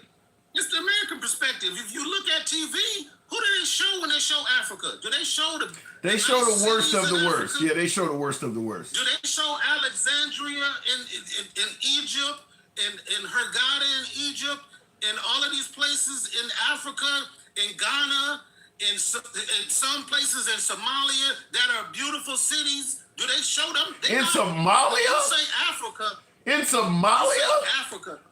Somalia has progressive cities in it. You see how your reaction is? Somalia? No. I don't buy that. I gotta move it on, but I'm gonna have to look Somalia up. I ain't never heard Somalia. Last I heard Somalia, that's the area where they had Black Hawk Down. That's the area where the Tom Hanks movie where they were the what do you call it, the pirates. I don't think they even have a government in Somalia. Didn't count? You talking about a movie that was 30 or 40 years ago, bro. Okay. So Somalia is civilized and established. You think those countries just are stagnant? That they just stay the same? No, I don't think Somalia has a government, You can investigate it. You can check it out. But before I go, I just wanted to say that they did say when they caught the guy, that when they found his pew in the woods, they also said that there was a screwdriver that he used to dismantle the gun. So he might have used it. It was a long gun, but they said he might have dismantled and took the stock off of it. Okay. So when people say I didn't see him with it when he jumped off of the building, that what he had in his hand, and also when he was walking, he was limping. He was walking with a limp. Yeah. Because it was stuck down his pants, not because his leg was hurt. No. Because after that they showed him running away from that scene. That was a hell of a jump though. I'm like, damn, my knees got bad just watching them jump off that building. Yeah, he was a young guy. He's only 22. He's only 22. Yeah. All right, then, Cal, appreciate it. So your take on Charlie Kirk was totally different than Jeremy's, but I'll move it on. Thank you. All right, moving on with the program, by the way, Robert Lee, Dirt Floor Garage, says, I've noticed most people are hired because they know someone, not because they're qualified. I got to say, depends on the job. I do agree nepotism is huge in the American workplace, 100%. I mean, I have a telecommunications background, and I got it because my dad used to work for the phone company. But I did still have to have a college degree. And then as Dencal pointed out, just because you get in, don't mean you can't get in there and stay. You still got to perform once you get in. So let's say, for instance, they're looking to United Airlines and said, we're going to make sure 10% of our pilots are black. So they start hiring black pilots to make the 10% quota. The person still needs to know how to fly the fucking plane. I mean, they can't just go on the street and pick 10 people out of Ralph's supermarket. So that's where the problem is that many folks on the right, like Charlie Kirk was stating, is that they not only dislike DEI or affirmative action, but they also believe that the people being hired are not qualified. And that's just flat out not true, because the proof is in the pudding. They're not showing people that have jobs that they're not qualified for. They're yelling DEI, but they're not showing how the person that has the job does not have the qualifications. If DEI is bad, you should be able to point to all kinds of people that have jobs that have a piss poor resume showing they should never have gotten a job. And they're not doing that. They're not presenting that at all. Robert, by the way, Robert Lee, we're on Clapper and TikTok. So if you got Clapper, the Clapper app, or if you have the TikTok app, the Handsome Liberal is where you'll find us. I'll bring you right up. You can call in. You can challenge any point. We give you plenty of time to state your case. We don't block, ban, or censor anyone. You can be as far to the right or the left as you want. When we say we go left of Bernie Sanders, so I'm having dinner with Q, we absolutely mean that. If you enjoy civilized dialogue from all sides of the aisle without any concern of the host blocking you, banning you, or trying to censor you, you're in the right place. I ask you to follow the program if you're watching on TikTok or Clapper, and give your boy a sub if you're watching on YouTube. What was his name? Tyler Robinson. Somebody said, son looked just like a llama. I don't know. He looks like well, the guy knows his, here's a picture of him on the screen there. He knows his life is fucked. I mean, he's only 22. And he may never get out. Now, the only hope for this guy is to get a liberal administration. Now, if Utah charges him charges him with a state crime, which they undoubtedly will, Utah is not going left anytime soon. So it's a real good chance this guy will either be executed or spend the rest of his life in prison. Now, you could get a liberal in there as president and go January 6th just to piss people off and come in there and pardon the guy in 3 years. But the way things are going, I don't know if this guy will be held in prison for even 3 years. I believe they may execute him before the 2028 election. Real quick before we move on, I'll take the next caller. I do want to play a little bit more of this because this is what we're talking about. As you see, the live stream is titled Charlie Kirk Loves Black People, because so many folks are suggesting that he's not racist, he's not bigoted, he's not intolerant, and the left is making shit up. I'm going to be like, boy, I hope he's qualified. The Civil Rights Act was a mistake. More cops should be around your neighborhood. Why do blacks have a broken family? A white person were to come up and say, black America really needs to get its act together and stop sleeping around all the time and needs to actually have enough. Why would you? Because it's true. When blacks in America did not have the same rights they had today, they were less murderous, there was less break-ins. Black America is worse than it has been in the last 80 years. What percentage of young blacks have both a mom and a dad raising them? Of course we pander to blacks. They're in every TV commercial and they're saying, I'm only here because of affirmative action. Yeah, we know. You do not have the brain processing power to otherwise be taken really seriously. If I'm dealing with somebody in customer service who's a moronic black woman, I wonder, is she there because of her excellence, or is she there because of affirmative action? Things got worse since the Civil Rights Act. More violent, less fathers around, horror. Why are we making racist jokes? Well, look, it's a comedian that was put up on stage. What do you expect? But I mean, man, can you take a joke? You should be kissing the ground with gratitude because you're right. You are not in Africa. And you should be thankful you're not in Africa. Certain skin color now gets their own summertime celebration. It's now become a racial complaining day. BLM, and remember what BLM stands for: burn, loot, and murder. America is poorer today than before we tried to start to help. Black women married the government and divorced the men that they were once with. Happy Juneteenth. It should not be a federal holiday. Half of all prisoners are black. Exactly. So blacks commit more crime. They commit more murders. They commit more arsons. They commit more kidnappings. It's not a profiling when it comes to that. Blacks are far more likely to commit crimes than any other group. See a black pilot, you wonder, boy, is that person there because they earned it or because they were placed there? When blacks in America did not have the same rights they had today, they were less murderous. Death toll likely would not have been as high if it wasn't for DEI. Black culture has collapsed the last 60 years. Systemic racism stuff is a bunch of rubbish. Instead, it's systemic bad choices. Do you feel that systemic racism isn't real? Of course not. How do you feel about the black community receiving reparations? I'm against that. Yeah. With the George Floyd protests, Riots. We have a supply and demand issue with racism in our country. We have an incredibly low supply of racism and an incredible demand. Okay, I'll stop it there. Now, obviously, these are just different clips from Charlie Kirk's speeches. The obvious defense for Charlie Kirk is all of this stuff is taken out of context. Each one of these statements is somehow favorable to the black community, and each one of these clips is taken out of context on its own. Now, obviously, there's a lot of clips here, so that would mean a lot of stuff is taken out of context. If folks believe that, if you believe that, you believe that, it is what it is. But fact is, when Charlie Kirk gives a speech or has a podcast or he's debating students on a campus, I mean, he's there for, 2, 3, 4 hours or however long he's out there. So there's no way in hell if he says something like the Civil Rights Act is a mistake that I'm going to be able to play you a 2-hour speech for him to make it make sense. I mean, at some point, some things are going to be taken on face value. Like, for instance, Joe Biden saying, vote for me or you ain't black.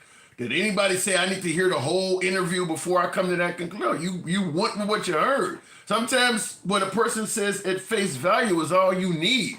I mean, Kamala Harris stated, if I'm president, I'm not going to do anything different than Joe Biden. Do you need to hear any more of that to make that make sense? So I don't understand why all of these clips from Charlie Kirk all require to hear a lot more from him to make them make sense, because we judge people on simple statements all the time. I mean, a lot of this stuff he said, I mean, Black Lives Matter stands for burn, loot, murder. Do you need to hear more? I mean, it's pretty clear what he's talking about. So, are these comments favorable to the black community? That's what we're talking about.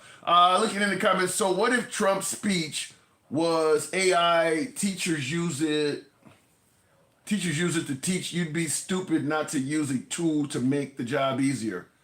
I mean, wouldn't that be also called plagiarism or something like that? Didn't they get Biden on plagiarism? Now all of a sudden it's okay to use AI as a president. Instead of this, we need to learn to trade goods and services with each other first. I don't have a problem with that. Real quick, blacks in America lost it. I know your history and stop the bullshit. These people don't love you, and they sure don't have empathy for you all. All right.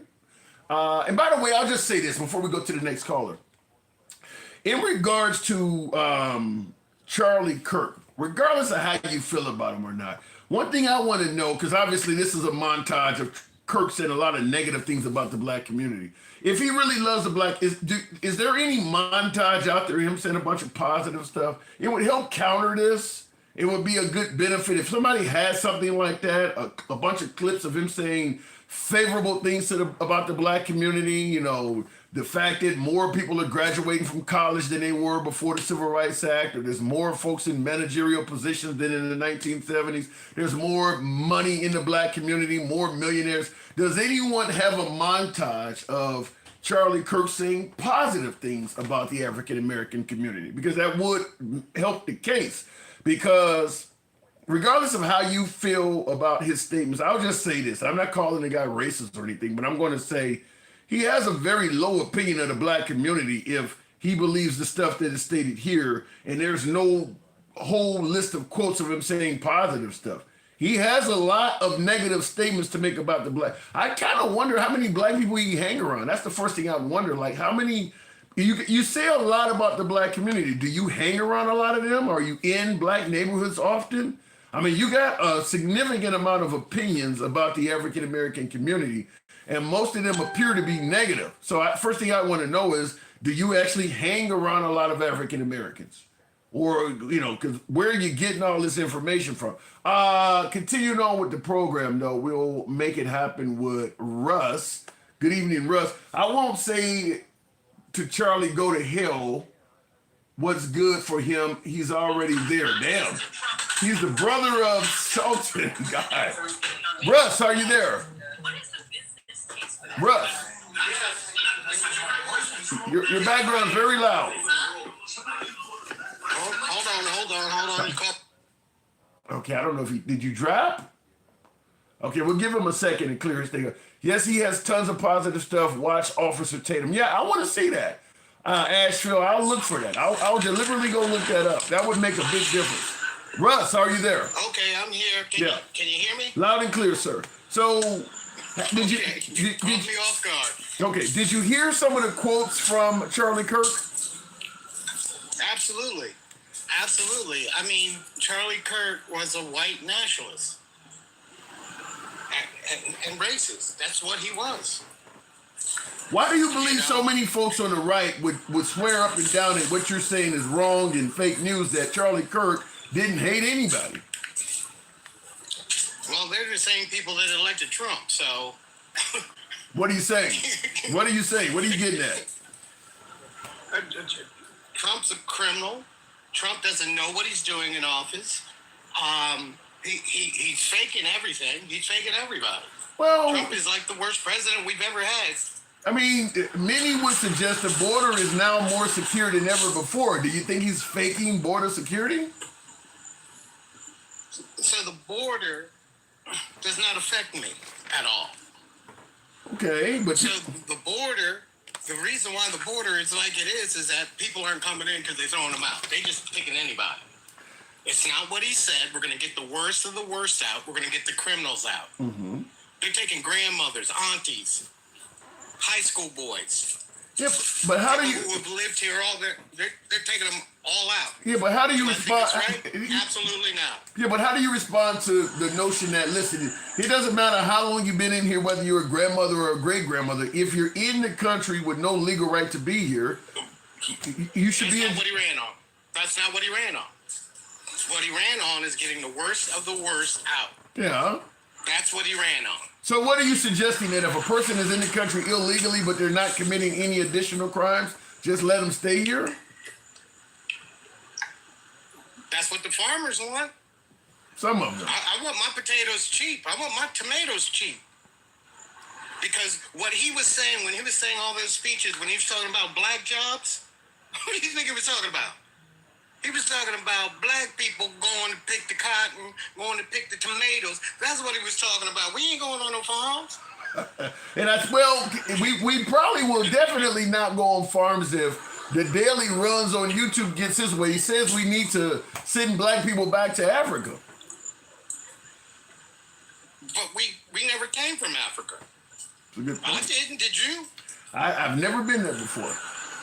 I've never been to Never Africa. been there before. Probably 8, 9 generations away from it. Trump would try to get us out. You really think that Trump would try to deport actual African Americans that were born and raised in this country to Africa? He said it in the Oval Office. He said to the El Salvadorian president, "You should build another one so we can get some of these Americans out of here." Who do you think he was talking about? Well, he was talking about Americans that could. I'm trying to respond. He was talking about what he referred to as homegrown criminals. So based on what he said, it could be a white guy that committed a felony. No, based on what he's saying is like he said he's going to take out the illegals that were criminals. He's taking out everybody. He's taking out everybody. So if he could get this guy to build a prison where he can take out African Americans, you don't think he would do that? No, look at his cabinet. There ain't a black person in his cabinet. No, there is not. But I haven't seen any evidence that Trump wants to deport black people that's born in the country. I think you're being a bit harsh on Trump. No, okay, but who are we talking about? We're talking about Donald Trump. Yes, we're talking about the president. We're talking about Donald Trump. We're talking about the president. There is not one black person in his cabinet. Why is that, Tim? Well, he had Ben Carson and Omarosa the first time around. That was the first time. That was just to look good. He ain't got not one. He used to hang around Jesse Jackson, for God's sake, back in the 70s. Can we give him credit for that? Yeah, he used to hang around celebrities, black celebrities. Michael Jackson. Yes, he did. Of course he did. Because he liked the attention. He wanted to be them. He wants to be the celebrity. Okay, but you don't think Trump is like a racist, do you? Oh, absolutely I do. Absolutely. Based on what? Absolutely I do. Based on what? Based on stories. Based on stories in The Apprentice where he used to use the N-word. Based on not renting to black and brown people. Based on removing the black people from the casinos when he came in. Based on Central Park 5. You don't see any of that? But what about the possibility that the stories are not true? Well, the possibilities of the story. See, first of all, Trump can't tell me anything because anything that comes out of his mouth is a lie. Is a lie. If he said it is raining outside, I go check. So you just don't trust. That is your president. You don't trust your own president to that level? He ain't my president. I didn't vote for him. He is the president of the country. Seriously, Tim? Seriously, Tim? Seriously, Tim? I gotta ask. I'm gonna say this as delicate as I can say it. Sure. I don't think he is going to be around in 2026 because of his health. That's next year. Because of his health. That's next year, Russ. What are you predicting? Yeah, that's January. What are you predicting? I'm saying January. You're telling me that you don't believe, due to Trump's health, that he will live out the next calendar year? I don't think so. I really don't. Just looking at him, knowing my wife is a physician, she was looking at that droopy face. She's like, he's having strokes. He's not going to wake up. Damn. That's a medical opinion. I'm not saying I think it might be. Listen, I think there might be some liberals. There may be some liberals that wanted him to drop dead, but the guy can get out there and see his condition now. His condition does not concern you. I mean, the guy is almost 80 years old. He's going to have a few. He's going to have a few scrapes and bumps, but the guy can talk to the cameras for 2 straight hours. Joe Biden couldn't do that. Joe Biden could do that. Joe Biden was out the other night with his granddaughter. Joe Biden was actually. Joe Biden did a speech. Joe Biden did a speech like 2 weeks ago. Joe Biden actually, during his own campaign, made it clear he needed to get more sleep. Yeah, because when you're old, me and you're going to be the same way. Meanwhile, Trump is tweeting at 3 in the morning. Right. He's tweeting at 3 in the morning because he's trying to keep that Grim Reaper from coming through that door. You got to be up. You've been watching too many episodes of South Park. Are you saying that Trump is not going to get in heaven? Oh, hell no. If there were a heaven, and if I were to believe in a heaven, first of all, what did they say? In the Bible, I'm not a Bible guy, but they say a man is to be married to one woman. Now, he was married to one woman. Then he cheated on her with the second wife. Then he cheated on the third wife with a porn star. Well, and that's why. Heaven material. Well, is that heaven material? But I thought Jesus forgives, right? He does forgive, don't he? Trump even knows he ain't going to heaven. He said it himself. You know, I'm actually on the president's text message. You know, his campaign still uses the 80810 and I think it's 80822 text messages. And I got a text. One of those, texts to everybody, but it is addressed to me. But it's for everybody. You got a background. Yeah. Anyway, his text message. His text message stated, "I'm trying to get into heaven." There we go. Sorry. Yeah.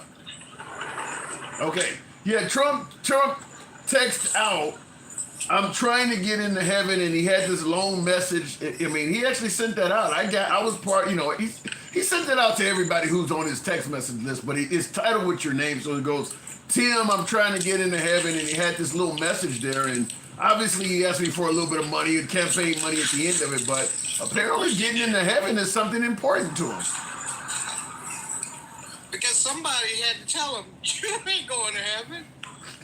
All the stuff you've done, you ain't going to heaven. What would Jesus do with all of the immigrants that are here? Would Jesus ship them off? I'm talking about the innocent ones. I'm not talking about MS-13 and all that. What would Jesus do? But doesn't Jesus require you follow the actual laws of the land? Yes. I said I'm not talking about the criminals. I'm talking about the one that had the 5-year-old that had cancer. Well, I'm talking about her. What would Jesus have done? Was the 5-year-old in the country legally? The 5-year-old was born here. So she was an American citizen. So why was the 5-year-old? Well, was the parents born here as well? The mother wasn't. Okay, so the mom got deported and she wanted her 5-year-old cancer-laden child to go with her, right? So I'll ask you again, Tim. What would Jesus do? Jesus would say, since your 5-year-old child is an American citizen, you can leave your 5-year-old child in foster care and we'll take care of your 5-year-old child, but mama gotta go. Jesus wouldn't say that. No, I don't think so. Say that. You know that. I don't know if Jesus would do that, but we gotta. You see these people being tackled in the streets, people getting their windows smashed open, people just going to Home Depot. Is that America? It is That's now. the America you want to live in? That's not the America I want to live in. But I'm being told that we need to secure the border because bad hombres, rapists, and murderers are coming in this country from insane asylums. Take care of them. Take care of them. Take care of criminals? I take care of the criminals. Make sure they don't come in here.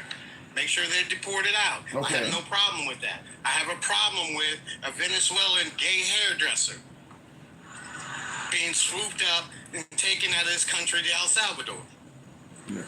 But don't you think we should actually? Don't you think we actually should have the right to know though who's coming in our country, like whether or not they're a terrorist or they have a criminal history? I mean, people were coming in under the Biden administration and we did not know who they were.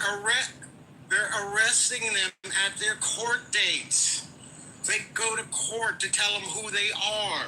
They're arresting them at the courts. Tim? Well, it's not They're like trying to do the right thing. it's not like Trump didn't run on this. We voted for a secure border. He made it clear. We did not vote for Trump. So let me put that there. America voted. Not everybody voted for Trump. 70, almost 80 million people did. So they didn't vote for Kamala Harris. 80 million, it was 74. They didn't vote for Kamala Harris. 81 million voted for Biden. Russ. 81 million voted for Biden. Russ, Kamala Harris got her ass kicked. The numbers say that, right? No, she did not get her ass kicked. Run the numbers. How many people voted for Kamala Harris? Trump barely made it. I can't go to my computer because it get loud. Okay. Kamala Harris lost handedly. She lost all 7 swing states. Right, but you know they're looking into that right now. Oh, come on. You're not trying to give me, you're not, what are you? Are they not looking into it? Wait a minute. Are they not looking into it? Ain't nothing They are looking into it. Ain't nothing going to come out of that. Trump won the 2024 election.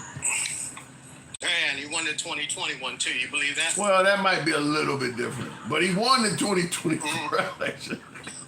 2020 election is something different. I got to move it on, Russ. You drive a hard bargain. Like I said, mark my words. We've talked before, but mark my words.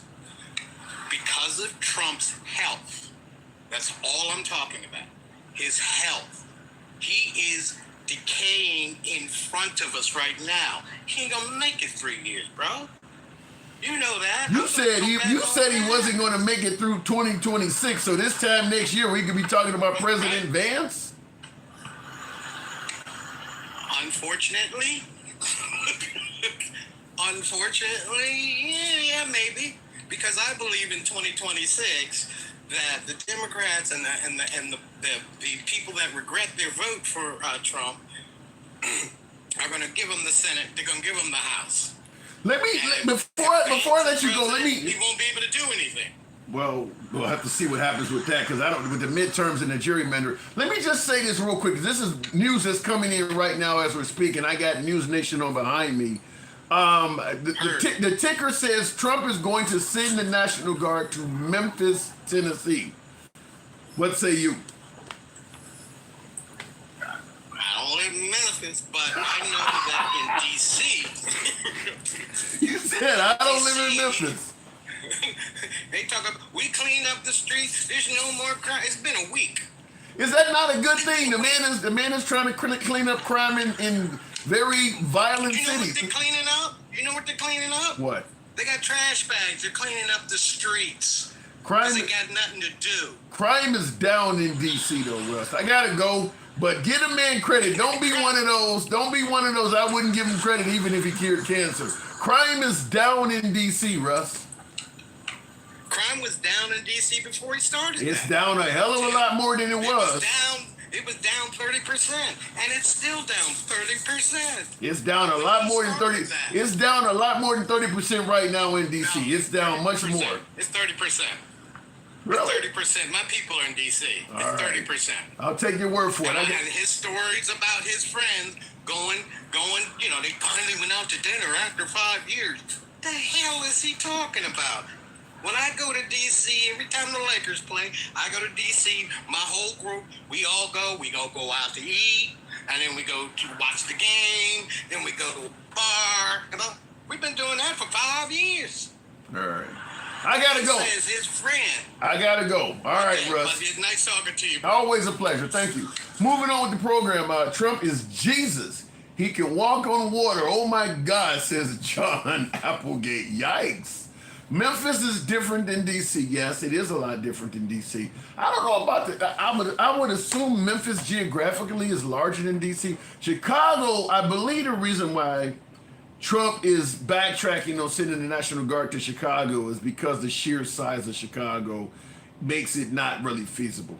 The sheer amount of resources that Trump would have to send into Chicago while facing all of the resistance of the people in government in Chicago, I believe, maybe I'm wrong, we'll see how it plays out, but I believe that's why Trump backtracked on sending them into Chicago. He's still talking about it. I don't think it's going to happen. As a long-term resident of Chicago, I can tell you this: the South Side of Chicago, which features a lot of the most violent areas of the city, and the West Side of Chicago, which features a lot of violent areas of the city.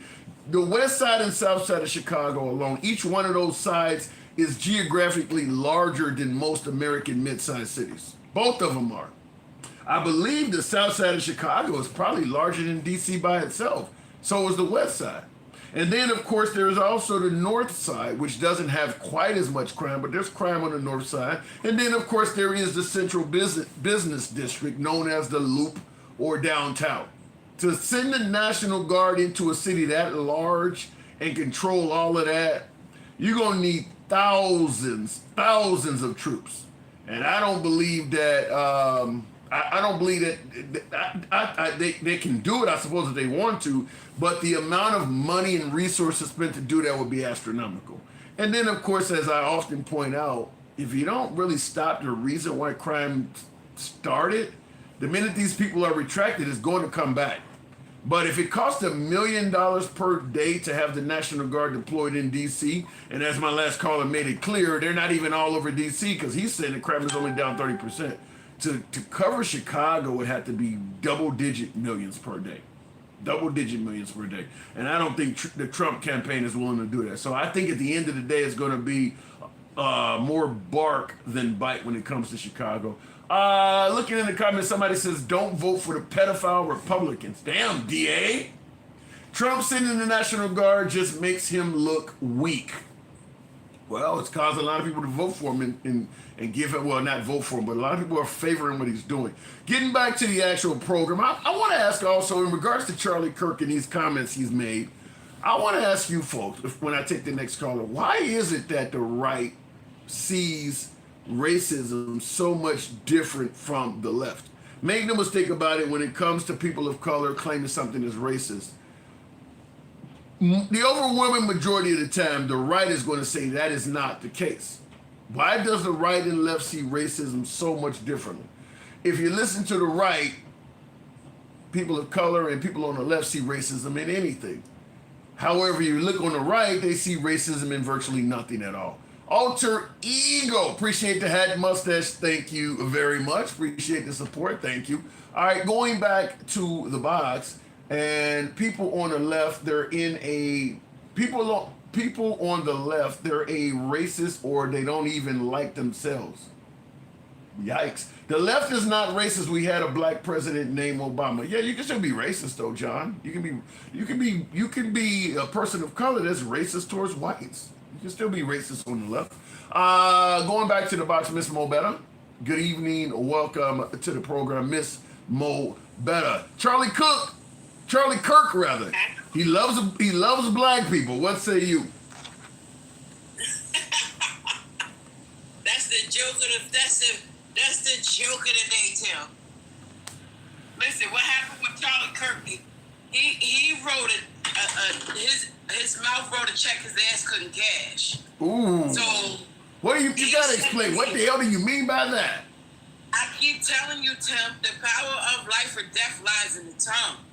He spoke negatively about, and you know what the crazy thing, before I go any further with that, the crazy thing is, with all that shit he talked about black people, he wasn't even taken out by one. Say that again? I said, with all the shit he talked about black people, he wasn't even taken out by one. Yeah, he some of his quotes did not age well, such as some gun deaths have to be acceptable for people to maintain the Second Amendment. Then all of a sudden he dies of a gun death. You're right. He talked about black on black crime quite often. While speaking about it, yeah, like his sentence was about gun violence, and then pew. Yeah, I don't know about him. I don't know about him being a martyr, but he certainly turned out to be a prophet. He was a grifter. He was a grifter. He found a niche. He pondered on it, and it came back. Like they said, the chickens come home to roost. It came, and not just roosted, it roasted. Yeah. So are you trying to? And listen, I'm not glorifying his death. I'm not glorifying that. I don't do that to anybody, unless you're that horrible person that's going around here raping children and different things like that. That's different. However, he set his own precedent when it came to that. You invited people in that did not like you. You talked shit about people and you made enemies, and you thought that it was okay because you were getting rich off of it. You had fame off of it. Everything appeared to be positive to him. Well, I'll tell you something. If it wasn't for stuff like, if he was just a really good debater against college kids, I don't see nothing harmful for that. Now, the statements I played, I think those are very problematic, but I don't know if he was making most of these statements at these college debates. But going around and simply debating folks on college campuses, I find that admirable to do that, because he brought a lot of kids into politics. And I don't see any problem with that, because a lot of young folks don't vote. And thanks to Charlie Kirk, a lot of young folks did vote. They voted conservative, but they did vote. So that's a good thing. But these quotes... A lot of his speech was talking negatively about a specific group. Yeah, the quotes... And it wasn't that he was going on just talking against Democrats and, and different things like that. That's a whole difference. You sit up there talking about black people, and mostly black people, because I watched a lot of those his speeches and podcasts and stuff like that. He was talking a lot about black people negatively.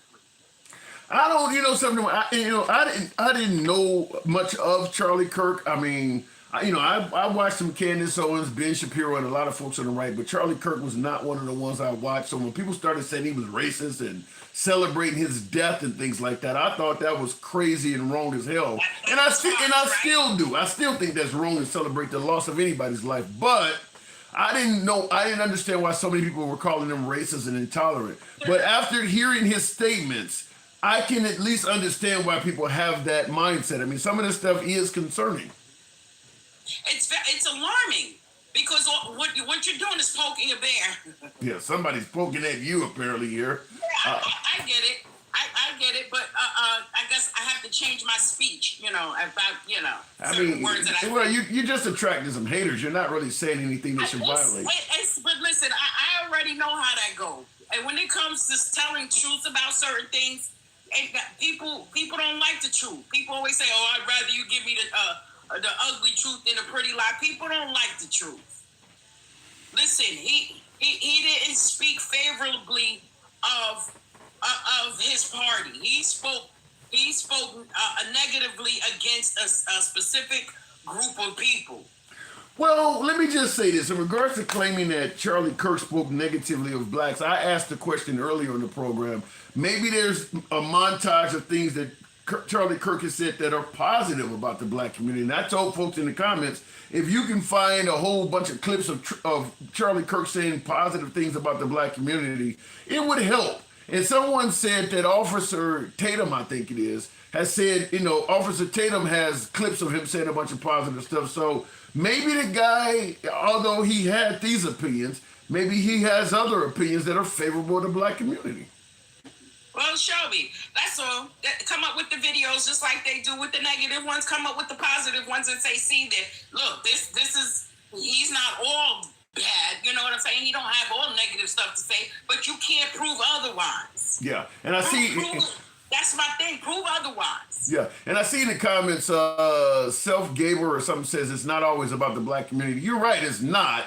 But the black community is claiming that the guy's racist or whatever, and I wanted to find out why people were saying that in the clips I played. And I see your comment also in RG9 says, Charlie, you didn't deserve it we love you. So he's saying, no, I don't think Kirk deserved to be slain as well, and neither does my caller. Nobody that thinks people do think he deserves. None of us do, though. We're dealing with people with mental health issues. Wow. This is their story. Oh, they have mental health issues, and there was 2 students shot the same day he was taken out. Did you hear anything about that? Barely. Did you hear anything about the gun violence in this country? Do you hear anything about that? Yeah, I actually heard about it, but you're right. It was because, Charlie Kirk, because of his larger-than-life presence among the conservatives, and because the president was directly involved, it dominated the news coverage. So whatever happened in Colorado with the 2 children being shot in schools, let's just be honest, too, by the way. Children getting shot in schools is very common in America now, so it's not going to get that much attention. I thought I sent you the numbers the other day, but they had the numbers up there and comparing us to other countries and stuff as far as the numbers of school shootings. And we are in the thousands. Yeah, there's no country.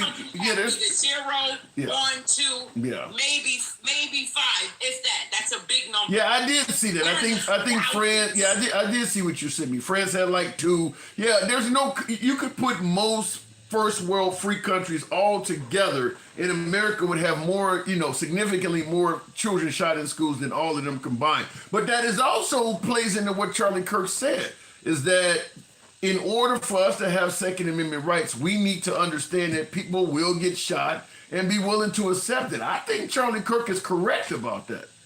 Well, he was, because it happened to him. Oh my God. I'm not saying that to be mean. It's the truth. It is. It happened in right on TV. Everybody saw it. Yeah. So my thing is, why didn't Trump send the National Guard over to Utah? Bro, hey, it's interesting how you seen it happen. It's interesting how some of his quotes age. Like, for instance, he talked about black on black crime a lot, yet he got killed by a white guy. He talked about having to accept gun deaths, and he dies that way. He talked about public execution, something we should bring back. He gets executed in public. That's what I said. Whether or not he's a martyr is something you guys can debate about, but he certainly was a prophet. He's probably the best person to describe his own death since Tupac. Call him the white Machiavelli damn near. That's why you have to be very careful of what you let come out of your mouth. And as hard as that may sound, it's the truth. You have to be careful of what you speak over yourself. Yeah, he definitely prophesized a lot of his own outcome. Literally said we need to bring back public executions, and he got executed in public. Public. Well, I for whatever reason, he pissed somebody off. He really did, which they're out here talking about all the radical left and all kinds of stuff. They were registered Republicans, including the son. Even if he was defying his own parent, he was still a registered Republican. So that doesn't, just because the radical left don't like you doesn't mean that some Republicans don't like you either. Yeah. I think Trump loves ratings. I think his death probably got the most ratings of anybody losing their life in a long, the millions of people, because it was available on X for a few hours. And of course, many of us have that video saved. I actually have access to it because I was looking at it in angles and things like that for the conversation purposes. But I think there's probably more Americans that seen him lose his life than shit. Since I've seen more people lose their lives under Trump's direction than anybody. The thing is, I told you a long time ago, Trump's lies cost lives. They cost lives because you have so many people that are they're really radical. They're really radical to the point where they are unaliving people. Look at in churches, in schools. Yeah, but Trump says it's the liberals, Miss Mobetta. Trump is saying that the liberals. Trump, he will listen. Whatever I don't know who raised him to who taught him this growing up, but it's always a deflect and deny. Don't ever take accountability for anything. Let them prove you wrong. Yeah, which he's been proven wrong a lot of times. He still denies it. But he was taught that at at a younger age. Somebody in his family told. Well, I'm sorry, his father probably told him, deny. You got to go with what works. Meep in the comments says, I used to like this channel, but it's don't recommend. State your case. I would love to hear it. Meep, and follow it up with a little bit of meat. That's those sensitive people like, oh my God, you're talking negative about MAGA. This is horrible. Nobody's talking bad about Charlie. All we're saying is what he said. Yeah, I actually did. Yeah, any fabrication about this man. We're not glorifying his death. We're not doing that. That's not what's happening here.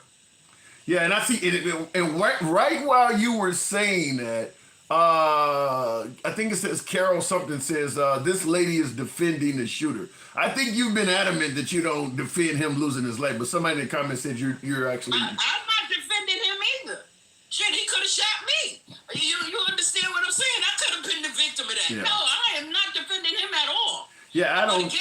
When it comes to us as black people, sometimes we just gotta mind our business. Yeah. We're just stating opinions like anybody else. That stuff that happened with CK the other day has nothing to do with us. Did you hear about all of the HBCUs that started getting threats? I was getting to that next. Why? If this is not about race or anything racial, why are they threatening HBCUs?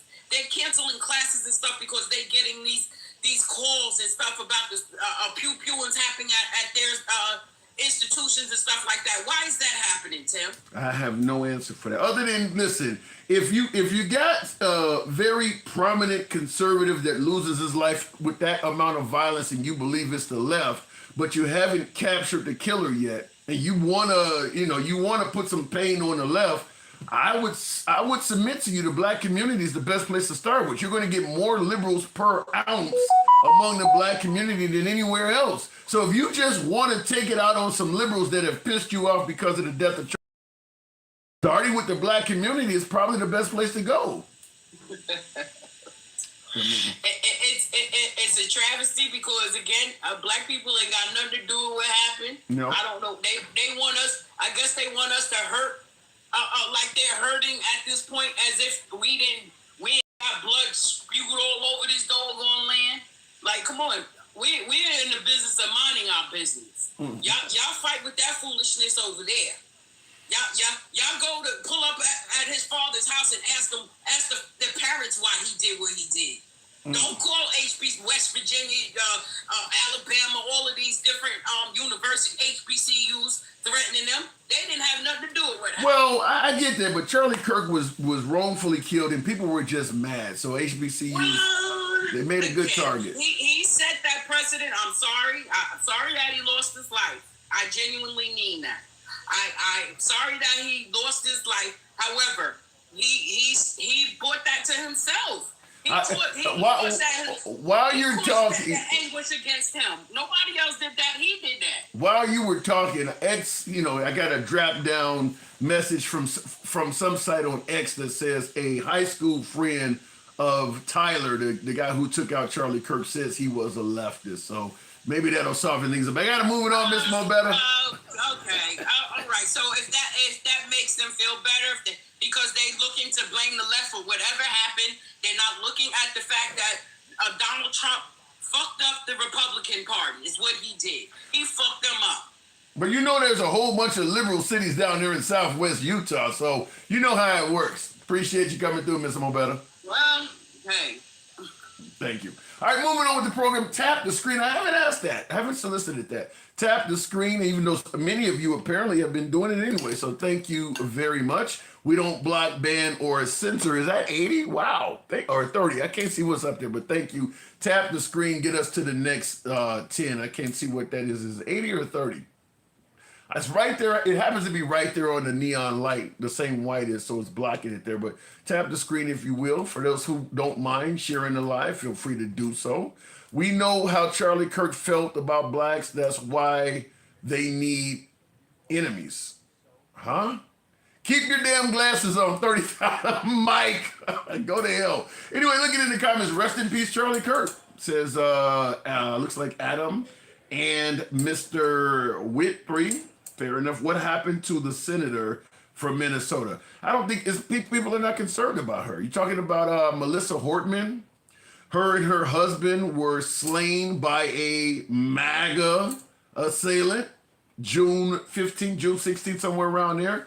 Went to her home in the middle of the night dressed as a police officer, knocked on the door. She opened the door and she ended up being killed. Her husband was shot and killed, and so was their family dog. And he got about 2 or 3 minutes worth of coverage. The same killer went on to the house of another state senator, shot him and his wife. Fortunately, they both survived. But that was an attempt to take 5 lives in one night. And he took 3. 2 people and a dog. So the idea that Trump is stating that the left are the ones that are getting radicalized and they're the reason why we have all the violence in this country, I think it's just kind of selective vision, because there is a lot of folks on the right that, I mean, listen, during Trump's first term, his own FBI stated that the biggest threat to America was far-right radicals. His FBI said that. Of course, he dismissed it, and now you hear him saying it's actually people on the left. Fact is, there's violence coming from both sides. We are in a time right now where people on both sides of the aisle are not happy, and I'm going to submit this to you. I don't think Trump's helping that case out at all, because Trump is not saying we need to come together and quit this violence. He's taking sides. He's taking sides. I mean, he's blaming the left and securing the right. So as opposed to saying, you know, it's getting to be too much and to hold our nation together, we need to come together and make amends. No, he's saying that, blaming it all on the left and saying that the right is kind of innocent of it. That ain't going to bring people together. Taking sides in a conflict is not going to bring people together. So I don't think he's taking it from a standpoint of unity. And I'll just say what I say oftentimes is, we didn't vote for unity. We voted for mean tweets, fuck your feelings. I mean, we voted when we knew for certain when he got in office, he was going to do things that people believed was going to make the country great. But we knew he was taking sides. He didn't hide that. Promises made, promises kept. He was talking about blue cities and all of that. I mean, we knew when he got in there, he was not going to be a unifying president. He didn't even try to hide that. Ken Du says, bringing people together to talk about disagreements is punishable by death. No. Make that make sense? Don't be scared on what you say. Second Amendment, USA. I like that statement, Can Do, and you are correct. Bringing people together to talk about disagreements should never be punishable by death. 100% agree with you. And it generally is not. I mean, Charlie Kirk was going all over the country, tearing apart liberal college-age kids, and it was fine to do it. He just happened to go one place and there was one bad guy there. So it's not like this is something that's happening all over the place. So keep in mind, what was her name? Gabby Giffords. She was a congresswoman out in Arizona. Same thing kind of happened with her. She was out in public talking to the people, and somebody walked up with a 9mm and hit her in the head. Now, she is still alive, you know, plus or minus some speech issues and things like that, but she got shot in the head. I mean, it is what it is. I mean, there are some people who take their politics very seriously. But the idea that it's only happening on the left or it's only happening on the right doesn't coincide with the last 20 years or so in this country. It's happening on both sides of the aisle. There was a liberal that went to a softball game. There were several congressmen up and tried to shoot up the whole damn game. It's happening on both sides. And keep in mind, it's happening during a time when Trump is removing security clearances for people that are high up on the target list, such as Ambassador Bolton, such as Kamala Harris. This is a time you should probably be extending people's security clearance, not removing it. Because I'm going to assume once Trump is out of office, he don't want Don Jr. and Barron and all of them to lose their security clearance. He probably wouldn't want that. But he's certainly setting the precedent by doing it to others. And he probably, let me just make it clear, because of Trump's controversial nature, his family is going to be a much bigger target than presidents of the past. Unless something significantly changes, something of significant changes, Trump's family members are going to be greater targets than politicians of the past. Now, he has plenty of money. He can hire his own security, but I'm just simply saying that's a bad precedent to set by removing people's security. It ain't like the country is that broke that you need to do that. That was being done to deliver a message to people that you don't like, Ambassador Bolton and Kamala Harris. Just because it's free doesn't mean it won't cost you. I agree with that, Tyron Blue. And just because you can't get it, don't mean it won't cost you either. There is an adverse statement to that. We could go into that. Charlie Kirk thought he was invincible. He should have had more security. Maybe. I mean, listen. I agree. I don't totally disagree with that, but somebody standing on the rooftop taking a 200-yard shot at you because you're debating college kids. I don't see where Charlie Kirk had a reason to believe that would have happened to him. I think certainly out in Utah for someone like Charlie Kirk would be fairly friendly territory. So even if he did have security, I don't think that's where you would expect that to happen at. Thank you for the sub, a flock of morons. Been a while since I've seen that name. Thank you. Unoriginal opinion. They, as in who are you? Don't know what you're meaning by that. Trump for the billionaires cared about the American people. We are all collateral damage. Damn. Let me go back to the box. Continuing on with the program. And thank you folks that are tapping the screen. Get the likes on up to 45,000. We can certainly make that happen if you let your thumbs not be lazy. Gangsta grandma. Oh, wait a minute. TBHD. Okay. Good evening. Welcome to the program. I'm not as lively as Gangsta Grandma. What am I getting wrong? What are we getting wrong on Charlie Kirk though? Because you see the live stream is titled "He Loves Black Folks." Is it wrong to suggest that he had an issue with African Americans? I don't think he did. Did you hear the quotes? Yeah, for sure. So I think that the context matters, and I think like he's a stat guy, not a feeling guy. So he spoke to truth built on numbers or data that was provided, and it wasn't. He's not gonna. Well, let me ask you. Okay, fair enough. And I'm always going to be appreciative to somebody who puts facts over feelings and speaks truth to power based on numbers. But when he sees a black pilot, his thought is, "Boy, I hope he's qualified." What stats or numbers is that based on? I mean, do we have an instance of a whole lot of blacks that have been flying planes that are proven to be unqualified? You're a logical guy, so I actually would enjoy having this conversation with you and honestly I want to get your honest opinion, okay? Sure. So when he was talking about that, he was talking about United, right? Changing their policy to they were looking to do for the hiring process of the pilots. Their goal was 50% minorities geared towards black individuals and women, right? Mm-hmm. Okay. So if you as a business are looking to acquire 50% of your staffing in these buckets, which is the minority bucket, you would need to look at, okay, of the people who are capable of working these jobs, meaning license, what is the, how many people are available? Do you know what the percentage of black pilots who hold licenses are? No. What is the percentage? 3. Do you know? Wait, what do you mean by 3? Okay, so 3% of licensed pilots at that level are African American. Right. But is among that 3%, is that enough to meet their goal? Let's say for instance the 3% of pilots that are black. Yeah, but we're hiring based on merit. Yeah, I get that. I get that. You're saying 3%. You're saying that there might be enough to do the 3% hiring if that's the standard though, right? So now you're saying as long as we have enough black people to fill this role, then it's okay, right? That we could assume that it's still merit-based. And I think that if that's the way you're thinking, I don't think it's very logical. But wait a minute. You do realize there was a time when 100% of pilots in the airline industry were all white, and we assumed all of them had merit. Right. So why not? So why are we looking at the blacks and assuming they don't?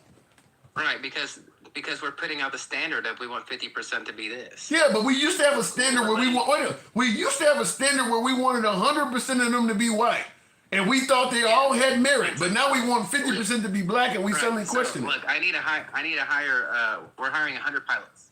Mm-hmm. Okay, we're hiring 100 pilots, and my goal is 50% of these people to be black. Black.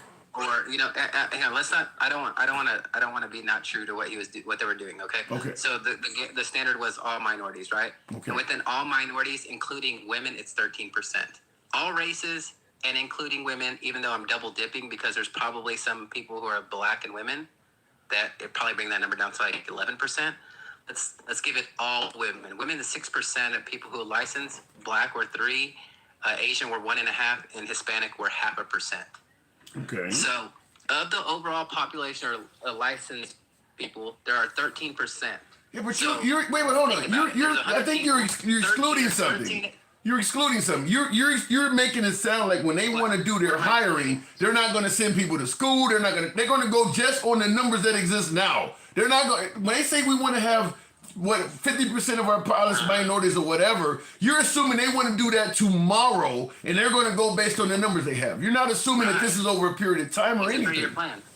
Huh? It's a 3-year plan. Yeah, you can't. So when you say when you say a 3-year plan, and you say that 3% of the available pilots are black, in 3 years it might be 5, 6, 10. Yeah, well, we need to get to about 50, right? No, you don't. Wouldn't that be logical? Why would that not be logical? Because then we're putting at the forefront. At that point, we're creating the goal, and we're saying at the forefront, our goal is to have 50% minority. Do you not think that becomes the focal point of, okay, we need to get this 50% mark? And you're saying that United wanted 50% of that. Okay, first of all, I've never heard this. You're saying that United wanted to have 50% of their pilots be black? Minorities. 50%? Minority. 50%. Charlie Kirk says that, and that's not. Yeah, just watch it. Charlie Kirk, actually, the conversation he's having, well, he has it with a couple different people, but the one that he has, that was a really good conversation, it's with a black male. Yeah. And I believe he was a pilot as well. I'd have to see. Started having the conversation. Well, you can find black males that'll say Trump won the 2020 election. That don't mean it's true. I'd have to see actually something being. He was a Democrat. Yeah, I want to see something released from United that backs that up. I mean, he could have heard two people talking in a bar or something. I bet I could pull it up real fast. Yeah, I like this. I bet I could pull it up real fast. Pull it up and give me a source, 20 seconds. Yeah, and I'll read a comment or two. Go ahead. In the comments, Austin says, "I want DEI in the NBA. I want to see more Asian people in the NBA. I don't feel like their minority is well represented in the all-American sport, which is basketball. Okay, do you want to see more DEI in the NHL? I mean, we can put a bunch of black people on. You want to see more of them in NASCAR? I mean, there's a lot of I won't say pro, but white-dominated sports. If you really want to see DEI, do you want to see them in those industries as well? What percentage of hockey players are black or are Hispanic? I mean, so if you want to get your mixture on, let's not stop at the NBA. We can go to those other leagues as well. Just quickly. Go ahead. I just quickly searched and just pulled it up off the AI on Google. If that's not going to be a suitable source for you, I can find it from United if you like. What did you put in as a search? United. What was United's goal? 50% black or minority. Okay, and what you get? It was an AI. It just says what the United policy was. Because for them to go for 50% minorities, I don't know of any major corporation in America that has 50% minorities. That's high. See, like at least we're gonna get somewhere with this, because when you see that it's true, you feel like that is a wild jump, right? To go from and actually, here's what the crazy part is. Of the actual license that are minority, it's 13%. Do you know right now in United, or what it was when I looked at it, the percentage of pilots that were minorities?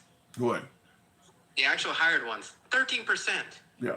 Now let me read what. Reflected the people who were licensed. 13% should be around 13%, but instead they wanted the 13% to somehow turn into 50%. No, 13% is going to be low. When you're talking about minorities, you're not talking just obviously about African Americans or Hispanic. When you look at what percentage of this country are minorities, it's going to be way higher than 13%. It doesn't matter what the percentage of the overall population is. It matters on who's licensed to have that job. Okay. If the amount of licensed people are 13%, of the overall population that you can actually hire because they're licensed to have the job.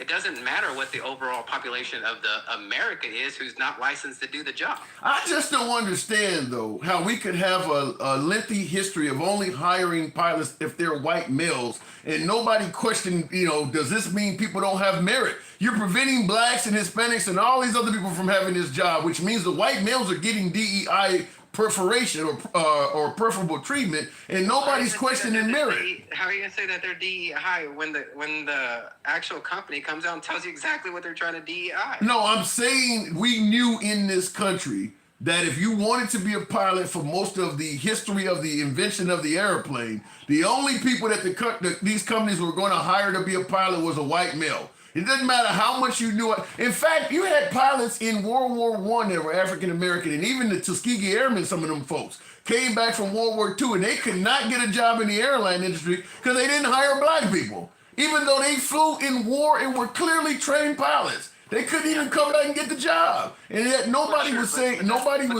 hold on, nobody, what'd you say? But that's not today.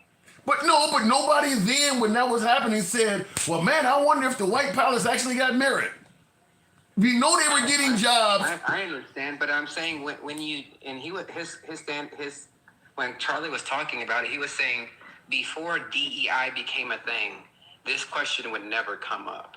And that's the only reason it ever would be now. Well, it wasn't. If people are doing things and hiring based on preference of the type of person that we want to hire rather than the merit, that's the only time you would question. Yeah, the question was never coming up before DEI because the people that are complaining about DEI were benefiting from the same thing. You don't see a whole, because most of the people complaining about DEI right now are white males. They used to benefit throughout America's history simply by being a white male, whether you wanted to be a police chief or you wanted to work for the fire department, you name it. Being a white male was a benefit. So of course nobody complained because they were the ones that were benefiting. They're now the chief complainants. They're complaining about something that they no longer benefit from. But historically, most of America's history, that's who got all of the jobs and positions of power in leadership are white males. So yeah, they didn't complain at all.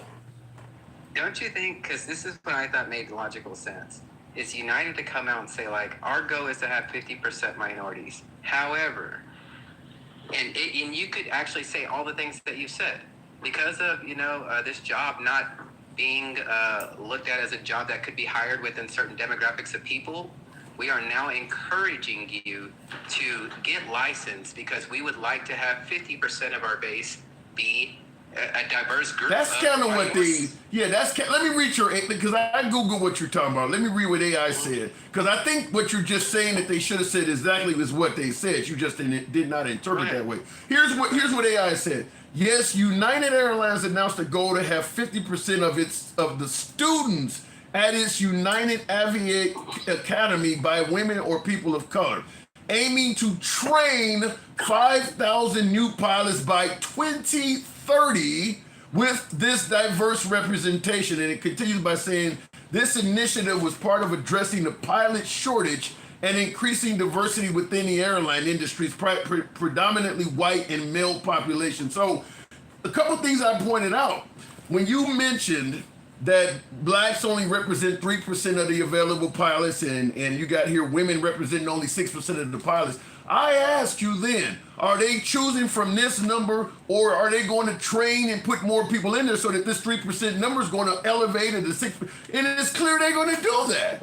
It's clear that it was my understanding that the 50% number was a target within 3 years. I think that's what you're reading right there is saying training 2030, by 2030. Just that training. Yeah, by 2030. So they're going to put more people in school, and so your numbers you gave me are not going to be accurate when they start actually doing this. When they start trying to make it 50% in 2030, chances are the available black pilots are going to be more than 3%. The available women pilots are going to be more than 6%. There's going to be more of them. Wouldn't it? It would need to be, wouldn't it? Well, they're working on that. That's what I'm saying, though. They are working on that. That's the first thing that needs to happen before you can say that. But they're doing that. But they're doing it. I guess it's okay to have it go. But I'm also wondering, considering the fact that they clearly plan to train their own pilots to make them have the merit, What is Charlie Kirk talking about, suggesting that black pilots don't have the merit? I don't think that just because you have a license, that's merit. Like, I don't see it like that. I think, like, and maybe I'm wrong because I'm not a pilot, so I'm probably not qualified to have that conversation. But I think maybe because I watch too much MTV, I think there's a such thing as someone who is like, maybe this is just my life experience, that although we might have the same schooling, that doesn't necessarily mean that you're higher merit than me or better than me. Like in other words, a physician with the same schooling as Ben Carson that's white may have less education, or better yet, absolutely right. Absolutely. So why is he?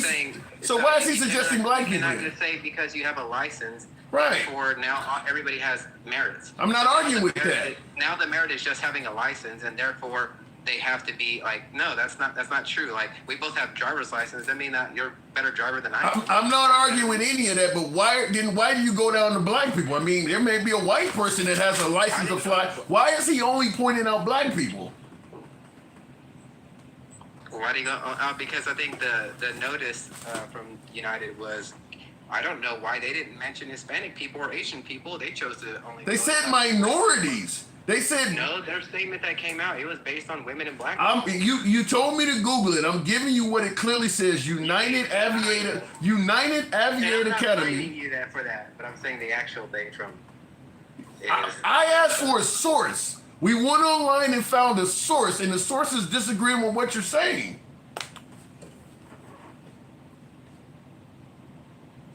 Apparently my caller had a call or something. All right, we're moving on. And by the way, folks, tap the screen. Get the likes on up to about 60,000. We can make that happen if you let your thumbs not be lazy. His argument is invalid. He has no understanding of what it takes to be a pilot, says Gerald MC. Yeah, my thing is this. There are federal regulations on what, FAA regulations on what it takes to be a pilot, how many hours you must have. You got to obviously sit on the co-pilot side before you can become a captain. Everything's laid out. You either know it or you don't. I don't know where the skin color is coming into it or the lack of merit, other than I just don't trust, or I just don't have a high regard for people of color in positions of leadership and high skill. I just see somebody doing a highly skilled job, and if they're African American, I just don't feel confident. That's what I'm seeing. Because if he meets the rules and meets the regulation, now he did also point out there's some people who have a license and they still may not be qualified.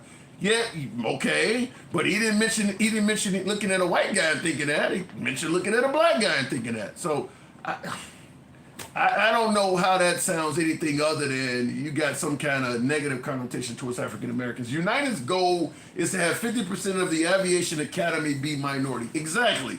By the year 2030. So it's not even happening like tomorrow. That's what, 5 years in the future. So, okay, fair enough. You can certainly make somebody a pilot in 5 years. They said their training population would be 50% women and minority. I think the only reason that this is a big deal is that you don't want to go from a predominantly white male oriented airline industry to having people of all color. You want to keep it white and male. The same reason when he said that, we pander to blacks because they're now in every TV commercial. Only way you're going to notice that is if you don't want blacks in TV commercials. This is the stuff he was saying. Let me go back to the box, continuing on. What happened to Gangsta Grandma? She dropped a flock of, whatever that is there. Good evening. Welcome to the program, a flock of morons. Good evening. Hey, what's going on, buddy? Not much at all. Good to have you back. Good to see you. I ain't seen you in a while. So, what am I getting wrong here about Charlie Kirk? I think what they're both trying to say, and I don't want to speak on the subject for too long because, again, I'm not qualified. I'm not in the airline industry. I don't want to misspeak. I think the point they were trying to get across is that they were so focused on the quota of hiring minorities that the fear is that they're going to rush them through the program just to meet that number, to where they're not as qualified as the other pilots would be, even though that there is a set standard to be met to qualify to get your license. I think what the previous caller was trying to say is that, we're worried that because they're so focused on the quota that they're going to try to rush these people through school, ergo they're not so qualified because they're not focused on the quality of the training, just that the training gets done. Yeah. Well, I mean, if they are actually, because it's not happening overnight, as I pointed out, they made it clear they want to train 5,000 people by the year 2030. Yeah, 5-year goal. That's plenty of time. I mean, right. Like I said, if you're getting your license, there's obviously a standard set forth. Right. You know what I mean? Also, but also I gotta point out. I don't see. Go ahead. I don't see there being a benefit to hurrying up and licensing these people to put people in danger. Myself, you know what I'm saying? I don't either. You know what I mean? So even if you're a minority, there should be no problem with you getting a license and flying people. Like I said, I don't see there being an advantage to being like, oh, let's hurry up and give these people a license without proper training, so they can go out and hurt people. Like, there's no benefit to that. Yeah. You know what I'm saying? Well, I got one of my viewers, haters on Clapper, says it's not about race. He was talking about people being pushed through that aren't as qualified. But as you and I are talking about, they made it clear how they intend on doing it, and by the way they're going to do it, you clearly would be qualified. United does not have a history of putting unqualified people through. The airline industry does not have a history of having a bunch of minorities that are not qualified. So I don't know why the minute you start talking about bringing minorities into the industry, the first thing everybody thinks of is they're going to be unqualified. There's no history of that ever happening. Yeah, well, again, I can't speak for the people. You know what I mean? Like I said, obviously these people are going to be trained because they're not in the business of putting pilots that are untrained to cause harm to the general public. You know what I mean? I can't speak for them. I don't hold that same viewpoint. I'm just saying, I think what he was trying to get across was they're so focused on meeting that quota that it might seem like they're skirting here and there just to hurry up and get them qualified. That's all I'm saying. But they made it clear it was going to take. I don't have a dog in this fight. I don't take airplanes. Yeah, but they made it clear that they were going to take 5. Death of airplanes. Yeah, I get that, but they made it clear that it was going to take 5 years. I don't know why automatically assume that. I mean, because like I said, they used to only hire white men, and nobody questioned whether they were, capable of the job or not. The minute they start hiring minorities, the first thought is, well, these people might not be capable. They may not have merit. They made it clear they were going to do this over 5 years. So, I mean, like I said, United, one of America's largest airlines, they don't have a history whatsoever of putting in people who lack merit. Why jump to that? Oh, I don't know. Again, I can't speak for them. I don't know what they're thinking. The bottom line is, United really isn't the ones training these people. It would be the FAA. You know what I mean? Yeah, but they're going to be. Yeah, but United is going to check. I mean, if you got a pilot's license, United is going to check out your credentials. They're not just going to let you fly for their airline where you could ruin things. They're going to check out your credentials themselves. Well, that's what I'm saying. They're not in the business of putting commercial flights at risk just to meet a quota. That's what I'm saying. I agree with y'all on this topic. I'm not, you know what I mean? I'm not the opposition in this. Instance. I agree with you. They're not going to rush out. Is it possible perhaps that Charlie Kirk just has a questionable viewpoint when he sees black people in a position of power or a highly skilled job? I mean, is that possible at all? Honestly, I don't know, because I don't understand. Even as a white man, I don't understand what we gain from keeping it a predominantly white industry. I don't understand the power that we keep, quote unquote, by gatekeeping the industry. You know what I'm saying? It doesn't make sense to me. You don't understand that? You keep all the wealth and power in your community. That's what you gain. I mean, I understand. I guess I'm not that short-sighted of a dude, but I mean, I called for other topics, basically. I mean, I wanted to weigh in basically what that last guy was saying. I wanted to end it on that topic and just... Give me what you got. We can wrap it up with that. We can wrap it up with that. Give me what you got. All right, because I consider myself a Republican. Your audio is going in and out. Your audio is going in and out. Oh, sorry. I'm more of a Republican. Like, I see things on both sides of the aisle. There's some things I take, from this aisle, from that aisle. Okay. My thing is, to the people that are openly celebrating his death, it's a dangerous thing to do, because then you're condoning violence against free speech. You know what I mean? It's not like this guy was openly violent himself. I understand some of his rhetoric might have been, a little this, a little that, but people openly celebrate. To me, it's kind of ironic because I see a lot of it. Democrats would be like, oh, the Republicans are super violent and all that. But yeah, it's our president that's getting shots taken out of him. You know what I mean? It's like you kill Charlie Kirk now. Yeah, but you're skipping over. Wait, hold on. A flock of morals. Hang on. You're skipping over stuff. You're skipping over stuff. You do realize when Nancy Pelosi's husband, there was an assassination attempt on him. The right actually laughed about that. Started talking about the guy was gay and stuff like that. So there is plenty of evidence that the right is unsympathetic to people going through the plight of this as well. The same thing when Governor Shapiro in Pennsylvania, somebody set his house on fire. The right didn't show a lot of sympathy for that. Okay, so it's from both sides. Right. The point is that we weren't openly celebrating. We didn't start burning down cities. Well, if you're making, my thing is, it's just why would you hold on? What you just go ahead. I'll let you. I want to make a point, but go ahead. I'm just saying, there's a lot of hypocrisy from both sides, and like Democrats would be like, "Oh, the right or a bunch of fascists." It's like, all right, but you're literally celebrating the death of somebody just for having an opposing viewpoint. That is fascist behavior. That's dangerous. I don't you're see. Calling Republicans. You're calling Republicans to the right. You're calling them Nazis, but you're also condoning violence against Jews, which was literally what Nazis did.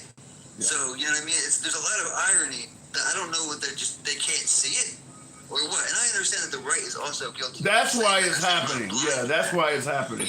When you say when you talk about the irony of it, it's happening because of the rhetoric. Okay, listen, if you treat me like shit and then you fall ill, chances are I'm not going to be very empathetic to your illness. That's what's happening. Is we voted for mean tweets. We voted for fuck your feelings. We voted for calling people snowflakes and things like that.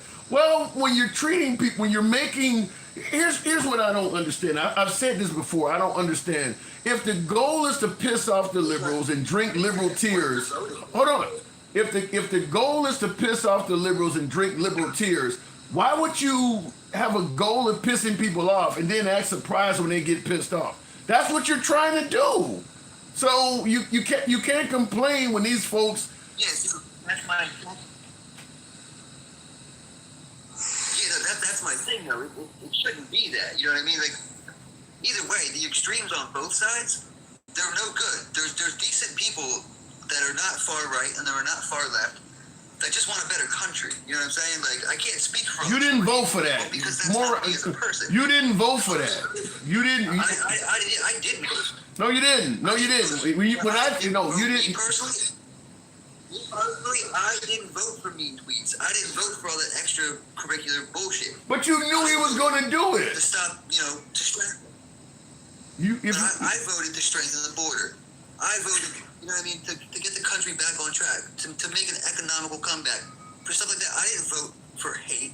Trump made it. That wasn't our primary. No, Trump made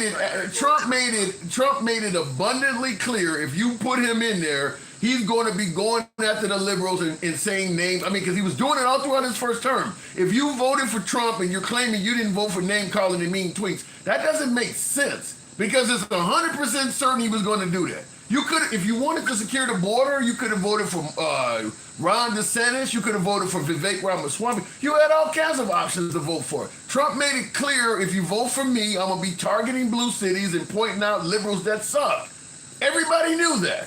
You could have voted for, you had 9 other choices on the Republican side that were not going to do the name calling. We as a nation chose Trump. We didn't choose unity. We chose division. Okay, but that's like saying, oh, if you voted for Kamala, then you voted for hateful rhetoric towards Republicans. You know what I'm saying? Things can be... Can exist at the same time, but be separately. What was Kamala Harris saying compared to Trump?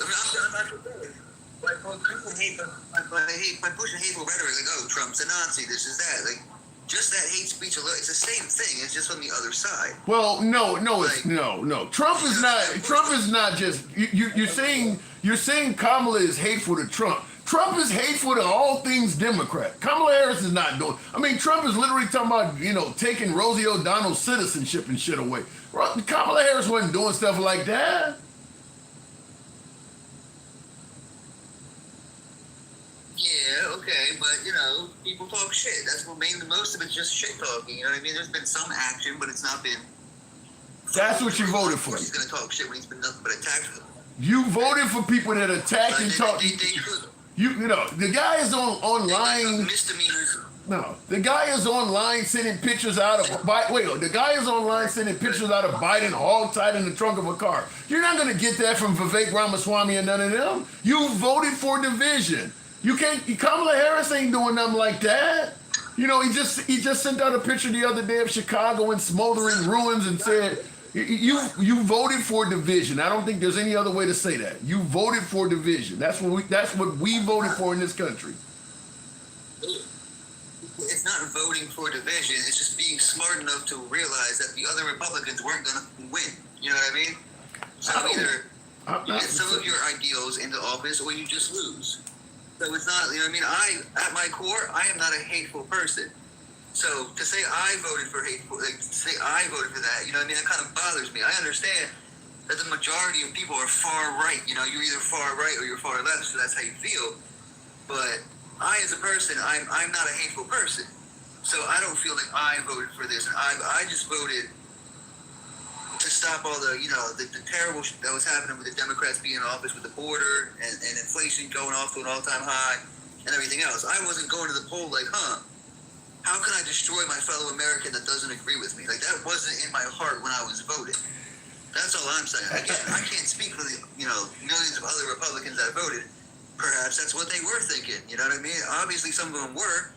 Because just like some of the hateful Democrats, you see these Republicans online talking. Yeah, but we're not talking about we're not talking about Republicans or Democrats. We're talking about the president. Trump is out of all of them, from Kamala to Biden to all 9 Republicans. Trump is by far the most divisive out of all of those leaders. We knew if we get Trump in office, he's going to be name-calling, insulting people because of how he ran his first term. If you voted for him, I don't think there's any way you can divorce yourself from what he was making it clear he was going to do versus, issues like securing the border or whatever. He made it clear, if you vote for me, I'm going to be name-calling and attacking people. They literally are saying, I could go for some mean tweets and $2 gas again. They're telling you what they about to do. Yeah. Because what does mean tweets do? It's just words. It's words. Who cares? Grow up. You know what I mean? Not saying you in general. I'm just saying the populace. Like, there's me. If you can't deal with some mean words, or some words you don't disagree with, that's how we end up with situations like Charlie Kirk. People getting murdered over beliefs. Like, they're just words. Until we actually, let's throw Democrats in jail just because they're Democrats, then it's a problem. That's not what's happening. Yeah. I don't like this vote. They're words. They're words. And of course he's going to be hateful after the way they treated him for 4 years. He's going to, he has a right to be kind of hateful after the shit they put him through. I'm just going to tell you, people been getting their ass kicked and murdered over words since mankind began. To have somebody in 2025 saying they're just words, people have been getting their ass kicked and murdered for saying things since the beginning of mankind. How could you not think words coming from somebody that's over 360 million people don't matter? It's not so much the words, it's the weak people hearing the words that can't deal with it that are causing the violence. But you know they exist. You know they exist. Yeah, but what are you going to do? Maybe not use the words. No, that's fucking a terrible idea. Okay. You're basically trying to... They're fucking words. Sticks and stones may break the bones, but words will never hurt me. What happened to that mantra? You know what I mean? Now it's, words hurt. Like, I just think there's a lot of adults that still have a child's mindset. But you think there's a lot of adults that have a child mindset, but a president of the United States just deliberately trying to taunt full-grown adults. You don't see a child mindset in that?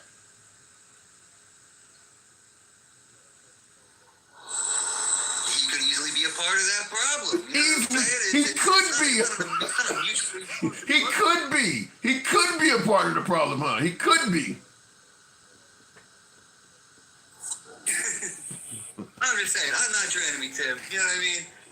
You're good. You're good. Don't worry about it. I got to move on, but Flock, you're always welcome on the program. My door's open to you anytime. Thank you. And moving on with the program, I will just say, you too, man. You too. Thank you. I will just say, I don't totally disagree with him about, sticks and stones may break my bones, but names will never hurt me. But let's be clear. If you get pulled over by a cop and you're talking shit to the cop, even if it's 100% covered by free speech, if that cop starts fucking with you, everybody's going to say you shouldn't have been talking shit to him. Period. I don't know why the president seems to get excluded from that. Everybody would acknowledge you shouldn't have been talking shit to the cop. But for some reason, the president can do it, and he should be able to do it with impunity. That's why I said it makes no sense. People have been getting in trouble for words since the beginning of mankind. And to have a president that's deliberately trying with great effort to trigger Americans and then acting like everybody's acting like they're shot when he successfully triggers people, when that's the goal is to do that, that makes no sense to me. If your goal is to make America great, why not do that? Do you really need to try to piss off the liberals and anger people? Your goal while being president is to anger one side of the voting public, and then your supporters are going to act shocked when the people you tried to anger are getting angry. And by the way, all of this is unnecessary. You're not going to make America great again by angering half of the population. There's just no benefit to operate in this country by trying to piss people off. But as my last caller stated, kids are the ones that get affected by words. I don't see how the president deliberately trying to taunt full-grown Americans is not childish in itself. Why are you on the internet doing this crazy shit? You enjoy taunting people that much that you're up at 3 a.m. sending out mean tweets and shit like that? You enjoy doing this that much? That ain't childish? Only the people that's affected by it are being childish? Anyway, looking in the comments, let me go back. A flock of morons, you're wrong and completely performative. I don't totally disagree with everything you said, but the words will not hurt me. That could easily be famous last words or something to die by. You go out in the street and start taunting people and saying all kinds of crazy shit to people, it ain't gonna be long before somebody pops you in the mouth. White, black, Hispanic, Asian, women, you name it. You go out and deliberately start using words to taunt and anger people, somebody is going to actually commit an act of violence against you. Every adult knows that. I don't know why when it comes to Trump doing it, people expect folks to just let him do it. You don't think I belong because I'm black. Charlie Kirk versus pro DEI student. Please watch. Can do. I would like to see that. And I will say, based on some of his comments, that's the way I'm feeling, unless I see something otherwise. But it does seem like, based on what I've heard from Charlie Kirk, is that he does not think people of color belong in certain positions of authority, positions of talent. That's what I'm hearing, unless I see something otherwise. United made this their goal for 2021. Yeah, but they plan on implementing it by 2030. So in 2021, United decided, because we got a shortage of white male pilots, we're going to make 50% of our pilots minorities by the year 2030. So that's 9 years in the future. It's 9 years in the future. And that's not to say if they didn't continue having a shortage of white male pilots, that they may not rescind that. They made it clear they were doing it because they had a shortage of white male pilots. So, well, shit, we can't get enough white males to do the job. We'll go find some minorities to do it. If all of a sudden a bunch of white males apply, that whole goal of making it 50% might actually go away. So that also needs to be taken in consideration. Fact is, a lot of the pilots, particularly on the commuter airlines, don't make a lot of money. There's been exposés and specials all over YouTube. They don't pay them a lot, so there's a lot less people that want to do it. I'm not going to be able to pronounce this name, Koila. Thank you for the support, though. He always cried about minorities taking jobs, justified gun deaths as a necessary sacrifice to protect Second Amendment rights, justified mass murder in Gaza. I didn't see the last one, wow. But absolutely, he made it clear that as a condition of having Second Amendment rights in this country, we need to be willing to accept some gun deaths. And I agree with Charlie Kirk on that. We talked about that yesterday, and I did state that in a country of 300 and some odd million people, where the only requirement to own a firearm in America is that you turn 18 or 21, depending on your state. Yeah, you're gonna have a whole lot of people that should not have guns in their hands. I mean, there's no training required, nothing. You just happen to you just need to have your 18th birthday, and now you can go out and buy shit. So I think he's right. You are going to have a lot more people in this country dying of gun deaths because compared to most countries worldwide, our gun laws are really, really relaxed. So we need to be very clear that you're not going to get gun deaths to zero. It will not happen. You can significantly reduce them through having more fathers in the home, Yes. by having more armed guards in front of schools.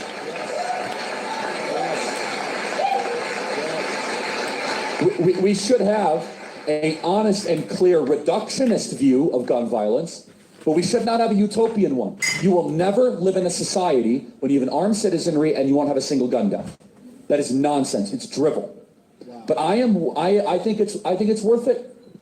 I think it's worth to have a cost of, unfortunately, some gun deaths every single year, so that we can have the Second Amendment to protect our other God-given rights.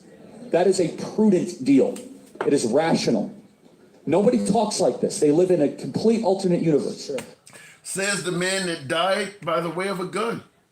Like I said, I don't know about him being a martyr, but he certainly turned out to be a prophet. So when he says, you know, it's worth it to have some gun deaths, that's how he went out. Real quick in the comments, by the way, tap the screen, get us on up to 70,000, if you will. So why are people crying about the Charlie Kirk jokes? Because they don't find them comical. Named Barbara. I mean, if I go around saying Trump is a racist, ha ha ha, I don't think Trump's going to find that funny.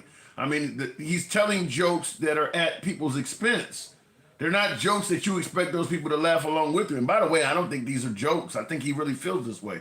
But whether they're jokes or not, I mean, they're not something that the folks that are complaining about what Charlie Kirk said, this stuff ain't meant to be funny. I mean, if he says things like BLM equals burn, loot, and murder, that's comedy? No, I think he really believes that. Things got worse since the Civil Rights Act, more violence, less fathers around poor. So he says things have gotten worse since the Civil Rights Act. That's comedy? Black America needs to get his act together and stop sleeping around all the time. He supported Trump. Trump has slept around probably more than most American men. I don't know why all of a sudden he's bringing that up.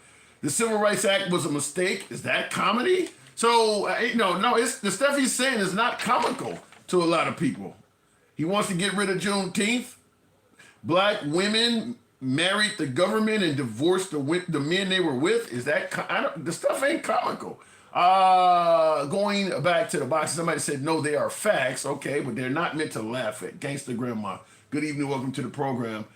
Trump is a host. You're hungry, no good for nothing else. Did not see me? You need some fucking glasses, Pookie. I have glasses. And Girly Pop. Guess what? Drip, drip. Would you fucking stop that? Hell no, drip, drip. The bitch was dripping. You know what? They showed me another thing. Boy, he was like, damn. I give that boy props. If he would have did that, damn. Why was he there for Donald Trump, though? Damn. So you give the shooter props and you're asking why wasn't he there to do this to Donald Trump? Yeah. Fuck yeah, why not? Do you believe Do you believe America would be better off if these people, with folks on the right being assassinated? You do realize that's what Trump is complaining about. For one, let's not do that. That little idiot was not assassinated. He was pew-pewed. He wasn't no leader. He wasn't a Democrat. Or he wasn't a Republican in the office. So no, he died by the sword. He was talking mad shit about, gangs and stuff. Talking the side of his neck. He got pew-pewed in the side and his neck, and started leaking really bad. He didn't. Drip. He didn't deserve to die, gangster. Hey, a lot of people don't deserve to die. Like those two kids that got unalived the same day, got hurt the same damn day. They didn't deserve it, but why they didn't get a special treatment, right? Why they didn't? And guess what? And guess who did that? A white boy. And guess what? He was full of hate. He was a little miniature maggot. That's what you guys breed. Wait. You're saying the school shooting in Colorado that happened the same day Charlie Kirk died, that was done by MAGA? Yep. It was a 16-year-old fucking prick that was indoctrinated, and they said he was full of hate. Yep. Well, in defense of... Hold on. And you little oxymoron saying that ignorant big boy, get your white tea ass, get gone. Well, and don't ever say that we're weak because we don't like racism. Bitch, you white. You got white privilege. You're not the one that's gonna get shot by the po-pos. In defense of MAGA, I gotta defend MAGA on this shit. Oh hell no! Hold on, let me. Get your fucking throat. I shoot you. I have to debate. What you said is wrong. In defense, hear me out. In defense of MAGA, you said the 16-year-old that took out that shot the kids in Colorado was MAGA. You're not MAGA at 16. You can't even legally vote. Hate was hate. And let me tell you something. You don't get born to hate, but they taught that kid to hate. And they said it. He was full of hatred. At 16, you know. My kids was at 16. My kids didn't hate nobody. I didn't tell my kids to go hate all white people. Well, yeah, but just... I didn't say that. I taught to be pro-black. But I said, that bitch, because you're pro-black, you don't hate on another person. But having hate in your heart doesn't equate to being MAGA. He said it. He said it. He owned it. He was hateful. That 6-year-old white kid was pure hate. He was indoctrinated. They said it. Did he admit to being hateful or did he admit to being MAGA? They said it. That he was evil. I'm not arguing with that, gangster. I'm saying that just because he was hateful or evil doesn't mean he's MAGA. Go look this shit up.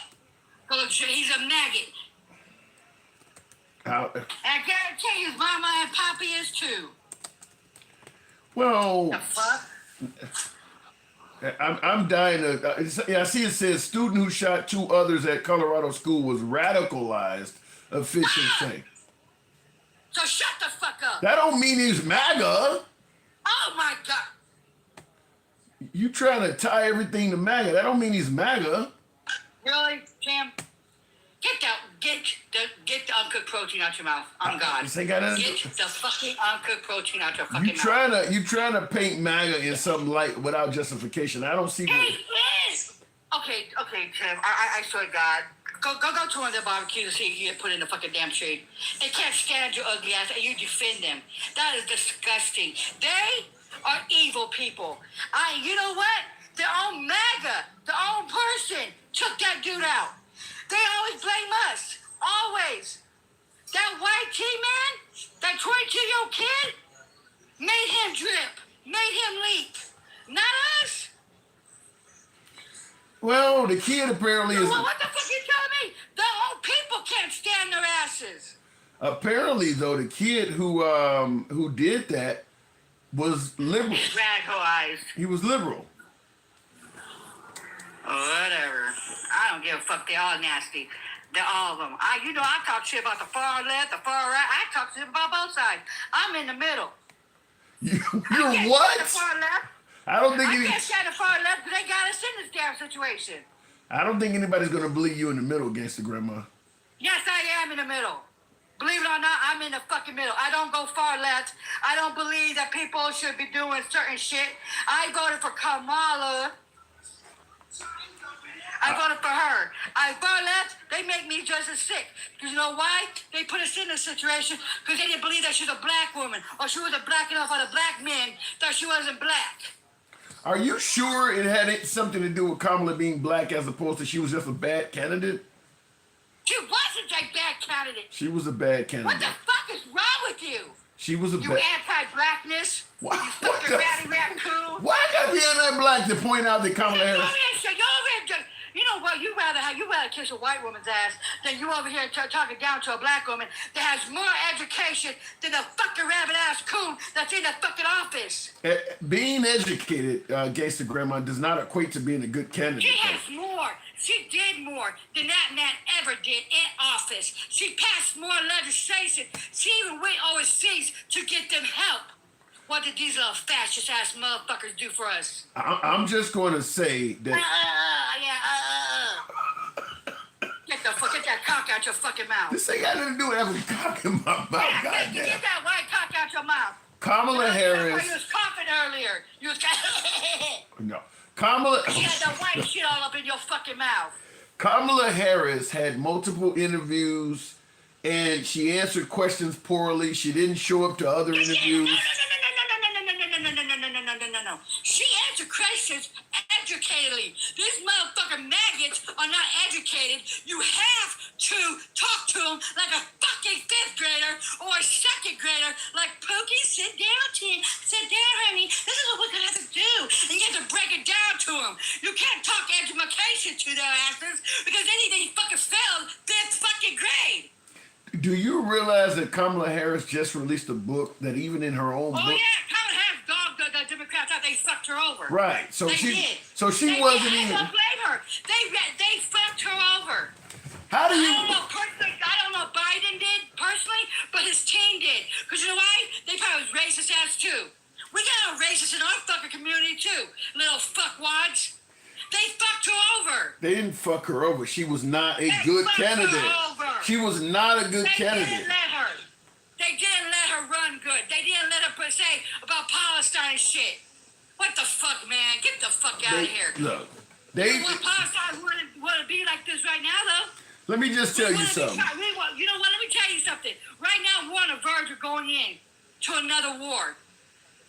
Because you have a dick fuck over here thinking, oh, Putin, oh, he's kissing my ass. No, bitch, you his bitch. Let me give you what Dorjam Bennett rightfully said. I don't give a fuck. How can you listen? How can you listen to this trash? They said it. All the facts she needs. That is true. They say even the left did not support Kamala Harris, as you're pointing out. She wasn't, but she was black. She was a bad candidate. She was fucking black. She was a bad candidate. A black woman. You know what? I'm done with you. I'm done with black fucking. But you're not. Done with me. Done with me for what? I'm just telling you, she was a bad candidate. Dude, what the fuck? You got a red up your fucking ass? This woman was a bad candidate. No, she wasn't. She was a bad candidate. She was too. You know what it was? She was too educated for the fucking white tea trash. That nothing to do with being educated. The black trash. She was didn't vote for her. The Palestine didn't vote for her. They're always fucking trash. The Muslims that voted for him thinking, oh, he wants peace. He wants peace. What is it now, Muslim?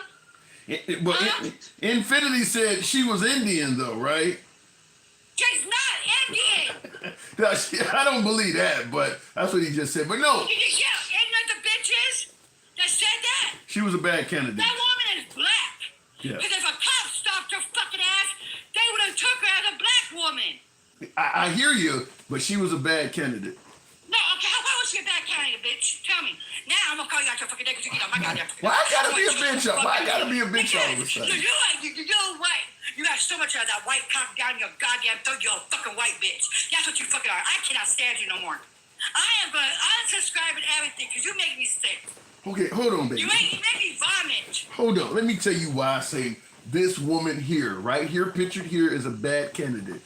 Anytime you happen to be African American and the white guy running against you and the white guy before you both get more votes from the black community than you do, you're a bad candidate. They didn't vote for her because they're dumb fucks. Some of the black people didn't even think she was fucking black. That's how dumb we got on our damn community. Because we have colorism in our fucking community. Oh my God, she's not black enough. Oh my God. And you had black fucking men that was sucking up to the white neck, sucking that cock so damn This deep. ain't got We don't want a black fucking woman. We don't want a black woman in office because they're gonna make us look like shit. This has because we're uneducated. I don't think it has as much to do with color because this guy, this guy right here, this guy right here that It happened to do because she was a black woman and she was a woman. It was black and she was a fucking woman. The black men that didn't vote for her, the little 20 fucking percent that likes to suck cock for the white man and wants to be a house ninja, they didn't want her in power because they thought that she would make them look bad because they was fucking a bitch. That's what it was. No, it's because this dude was a good candidate. This girl was not. This girl was not. You know what? No. And people was talking mad shit about Biden too. So what the fuck, man? You can't have it both ways. Get that son of I'm going to tell you something. You know something. You know she's a bad candidate. When this woman loses to this dude in the black community, when this guy gets more black, they voted for hate. They voted for hate. The white liberals voted for hate because they thought that she was she was G side. Because of Biden. Biden was stopping the shit. That's how stupid these motherfuckers are. I'm just simply saying she was a bad candidate, Gracie. That's what I'm saying. She was talking education. She was talking in full sentence. She was telling them. She was breaking the shit down. You could go on her thing and you'll see what she wanted to do for everybody. She was oh no, you couldn't go on Trump's thing and see what they thought they was going to do. Nothing. She was doing a piss poor job selling herself as a politician. Okay, she was doing. She only had 100 damn days. I'm just telling you, she was a. Quit jacking off to the white man, Tim. Oh fuck! I'm not jacking off to the white. I'm not jacking off to the white man. I'm calling it as I see it. She was a bad candidate. No, Tim, what I'm calling, I said that you are the reason why she fucking lost. Because you was out here saying, oh, she's a bad candidate, and oh my God, you know, she was doing this, and oh, she was following Biden. She wasn't gonna throw her people underneath the bus. And actually, Biden didn't do a bad fucking job. Look what the fuck we're in now, you dumb fuck. At least we didn't lose jobs. We was gaining jobs. We was making money. He didn't play the damn stock and all that shit. Maybe he should have stuck in He there. was cutting food stamps for the fucking white poor people. Like he's fixing to do now. Kicking people off of Medicaid and Medicare. Maybe he should have And stuck. giving it to the fucking millionaires. Maybe he should have stuck around and ran for a second term because Kamala was a bad candidate. No, he was. She wasn't. That's why, Tim, I swear to you not, I'm going to fucking choke the fuck out you. I shit you not. Why don't you come to dinner at my fucking house? Why don't you, honey? Bring your ugly fucking no good fucking damn trashy ass over to my house. I'll have something for your ass. I really do. I really do. Well, I hope you made for it. You're gonna learn how to be fucking black again. You're gonna learn how to be fucking black again. You don't know where the fuck you came from. That's what the fuck you're gonna do. By pointing out that Kamala Harris was a bad candidate makes me lose my black card. Bad. She was overeducated. She was over the shit. She had more. She would have done better. We would have been in this fucking mess right now. I don't know. Like I said, she lost for a reason. The Democrat Party didn't promote her for a reason. Why did she lose, Tim? It wasn't because of her policies, because she did a hell of a good damn fucking job. It was because she's a fucking woman and she was fucking a black woman. That's what she was. Or she wasn't black enough for the fucking black people that didn't give her either damn sorry ass some of the fucking black women. I want to chuck their asses out too. Oh, she's not black. She's Indian. I heard it from both of the sides. I heard from white people. I heard from the white people, oh, she ain't black, she's Indian. Then I heard from my own damn people, she's not black. Black you gotta be. Well, it ain't about her being black. It's about her being a viable. It's about her being. It's about her being a viable candidate. She would have kicked ass. But you know what this sorry ass country did? Threw her fucking underneath the bus. You know why? Because she was a black fucking woman and she was more educated and she talked educated. I'm sorry, half the goddamn population is fucking uneducated, fucking rural, fucking like big grade fucking dropouts. They mama slept with their fucking daddies and their brothers. God damn. Now, Corilla in the comments. The fucking population are interbred motherfuckers. Corilla says that Kamala would still be better than a pedophile with 34 felonies. So there's somebody who does agree with you. It was all about fucking her race, and it was about because she was a fucking woman. We had chauvinistic fucking pigs like you. Why I gotta be sure? Dolomite never settled since Kamala was better than Trump. Well, she was. And we wouldn't have been in this situation. How do you know? But no, we have half the population, like the maggots and everybody else. They want to hate. Fuck off. I say fuck off Palestine right now, because I don't give a fuck now, because our own house is fucking burning now. Here is I'm going to give you this to you. This is a strong one because you're promoting Kamala. Dorjam Bennett says Kamala for president is like pouring syrup on shit and calling it a pancake. Wait, that's his mama. And that's his fucking mama. Oh my God. He's an interbred motherfucker right there. He doesn't know who his mama is. I saw a guy's mama and daddy is his brother. Should I had a waste of a fucking nut for him. Oh my Lord. Cook says. That's how I believe in abortions. Right there. Motherfuckers like that. Jesus, gangster. Go jump in front of a bus. We don't need you. Jesus Christ. Cook says caller got coke instincts. I guess suggesting that you're on some type of narcotic. Oh, bitch, please. That's cheap. You gotta. I have gas, bitch. Bitch. If I'm on shit, I'm on some gas. The bitch can't afford it.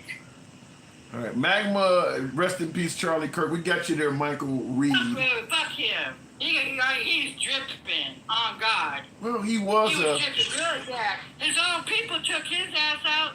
He was a very well He was a very well respected conservative. I gotta move it on, but Hold on. He to the white man he was respected, not to all black and brown folks.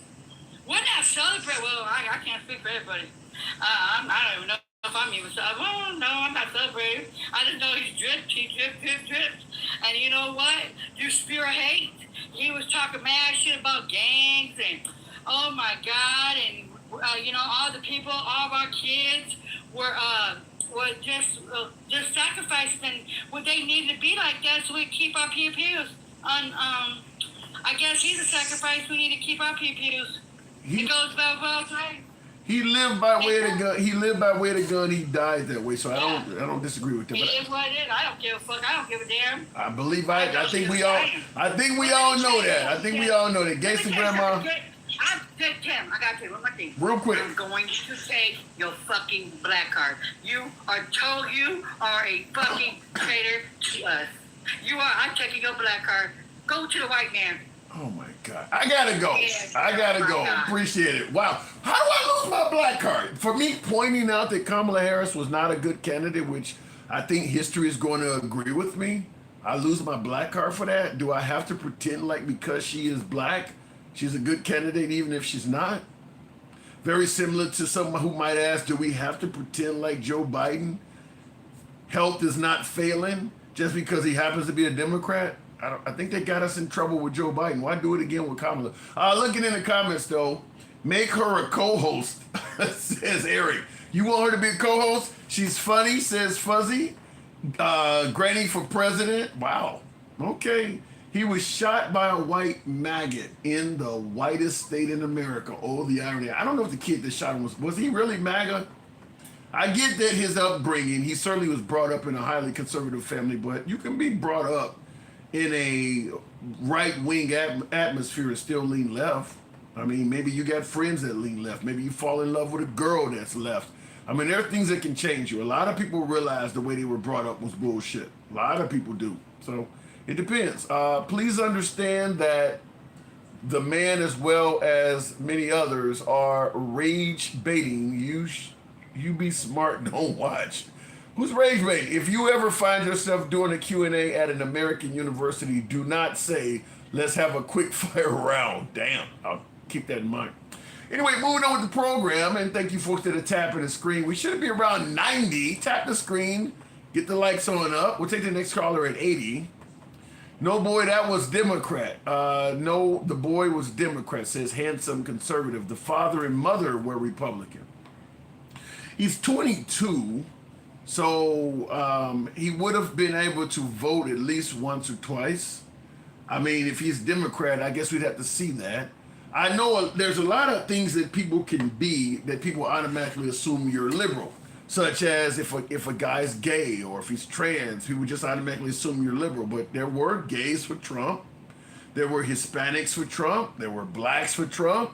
So I don't know if you can just assume these people are liberal, even though it's pretty obvious the Trump administration is not favorable to those communities if you ask people from those communities. But I'd have to see what evidence there is that this guy who took out Charlie Kirk was a liberal, because he was in a very, very red part of the country, very red. And of course, his family were very red as well. So I'd have to see some evidence that he strayed away from the family at such a young age. If someone is black, they assume they're liberal. Well, that's true, and that's not always the case. But the statistical probability of a black person being, Republican is very low. I think out of the black race, I think 20%, maybe less than 25% of blacks are Republican. And among women, it's even significantly less. Less than, I think it's like 7% of black women are Republican. So if you're talking about a black woman, there's a high likelihood that she's going to be anything but Republican. The parents were Republican. The kid, I saw that. Let me go back to the box. Continuing on with the program, we'll go to Mike. Good evening, Mike. Show us facts. Says it was. Yeah. Gangsta told me up, so I'm assuming you're going to be a little bit more kinder, but we're talking. I played some Charlie Kirk quotes earlier. I don't know if you heard them or not. Yeah, I've heard them. Yeah. I've heard them. What do you think of Kirk? I got clips. What do you think of Kirk? YouTube footage. I'm familiar with Charlie Kirk's racist ass. What do you want to ask me? Why? Okay, if you say you just stated I'm familiar with Charlie Kirk's racist ass, so I'm going to ask you. Why are there so many folks on the right that would suggest this guy didn't have a racist bone in his body? Because he espouses their same ideology. They're not going to admit they're racist. Racists don't admit they're racist. Why is that? I agree with that, but why do you believe that's the case that most people who are racist do not admit it? Why is that? Because if they admit listen, there are some that are just flat out racist. They'll tell you. I don't like none of y'all. They don't like nobody. But the rest of them want to bask in the racism and their whiteness. Think about this. Just because Charlie Kirk could get on stage and speak eloquently about these racist trolls doesn't make it any less harmful. What's going on, Miss Mobetta? That's my boo. It doesn't make it any better that he can be articulate and they go, oh, he's really engaging in this Christian, but all the shit he espouses is racist. All of it? I don't know about all of it. Okay, let me ask you this, Tim. Somebody is speaking racist rhetoric, where do you draw the line? See, there's no gray area with racism to me. If you speak racist rhetoric and then say in Jesus' name, you're still a fucking racist. Everybody, the idea that you can split the baby is absurd. You can't split the baby when it comes to racism.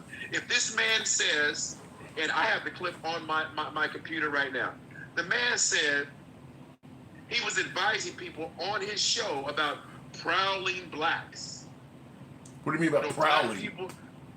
Prowling. Like black people are just assaulting white people, and it's on the rise. And they're just summarily going out assaulting white people. He said it was a fact. He's full of shit. But he also believes in 1350.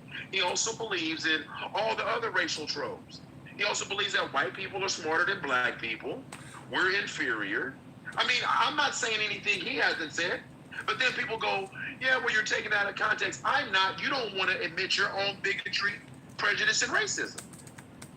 Are you looking for what I just said? Yeah, you said prowling black folks. I'm dying to see that. Yeah, look it up. Look it up. But I will. If you can't find it, go ahead. If you can't find it, I'll put it on my screen. Don't worry about it. It's a prowling blacks go around for fun targeting white people. For fun, Tim. Yeah. I mean, listen. I tried my best. I'm not going to call the guy racist or whatever the case may be, but I will say, I get it. But I will say, based on many of his quotes, at the very least, he does seem to have a very low opinion of blacks. I mean, there's enough stuff there that it does seem to be that he has a low opinion of black folks. Well, can I ask you a question? Sure. Why won't you just call it? I get it. I'm not going to ask you that question. Maybe he got a black girlfriend he dated in college or something. I don't know. Put me on the bench screen. No, he ain't never dated no sister. You can tell the way he walk and talk, he ain't never dated no damn sister. Oh my God. There you go. What you got? All right, hold on. Because I want to make sure everybody.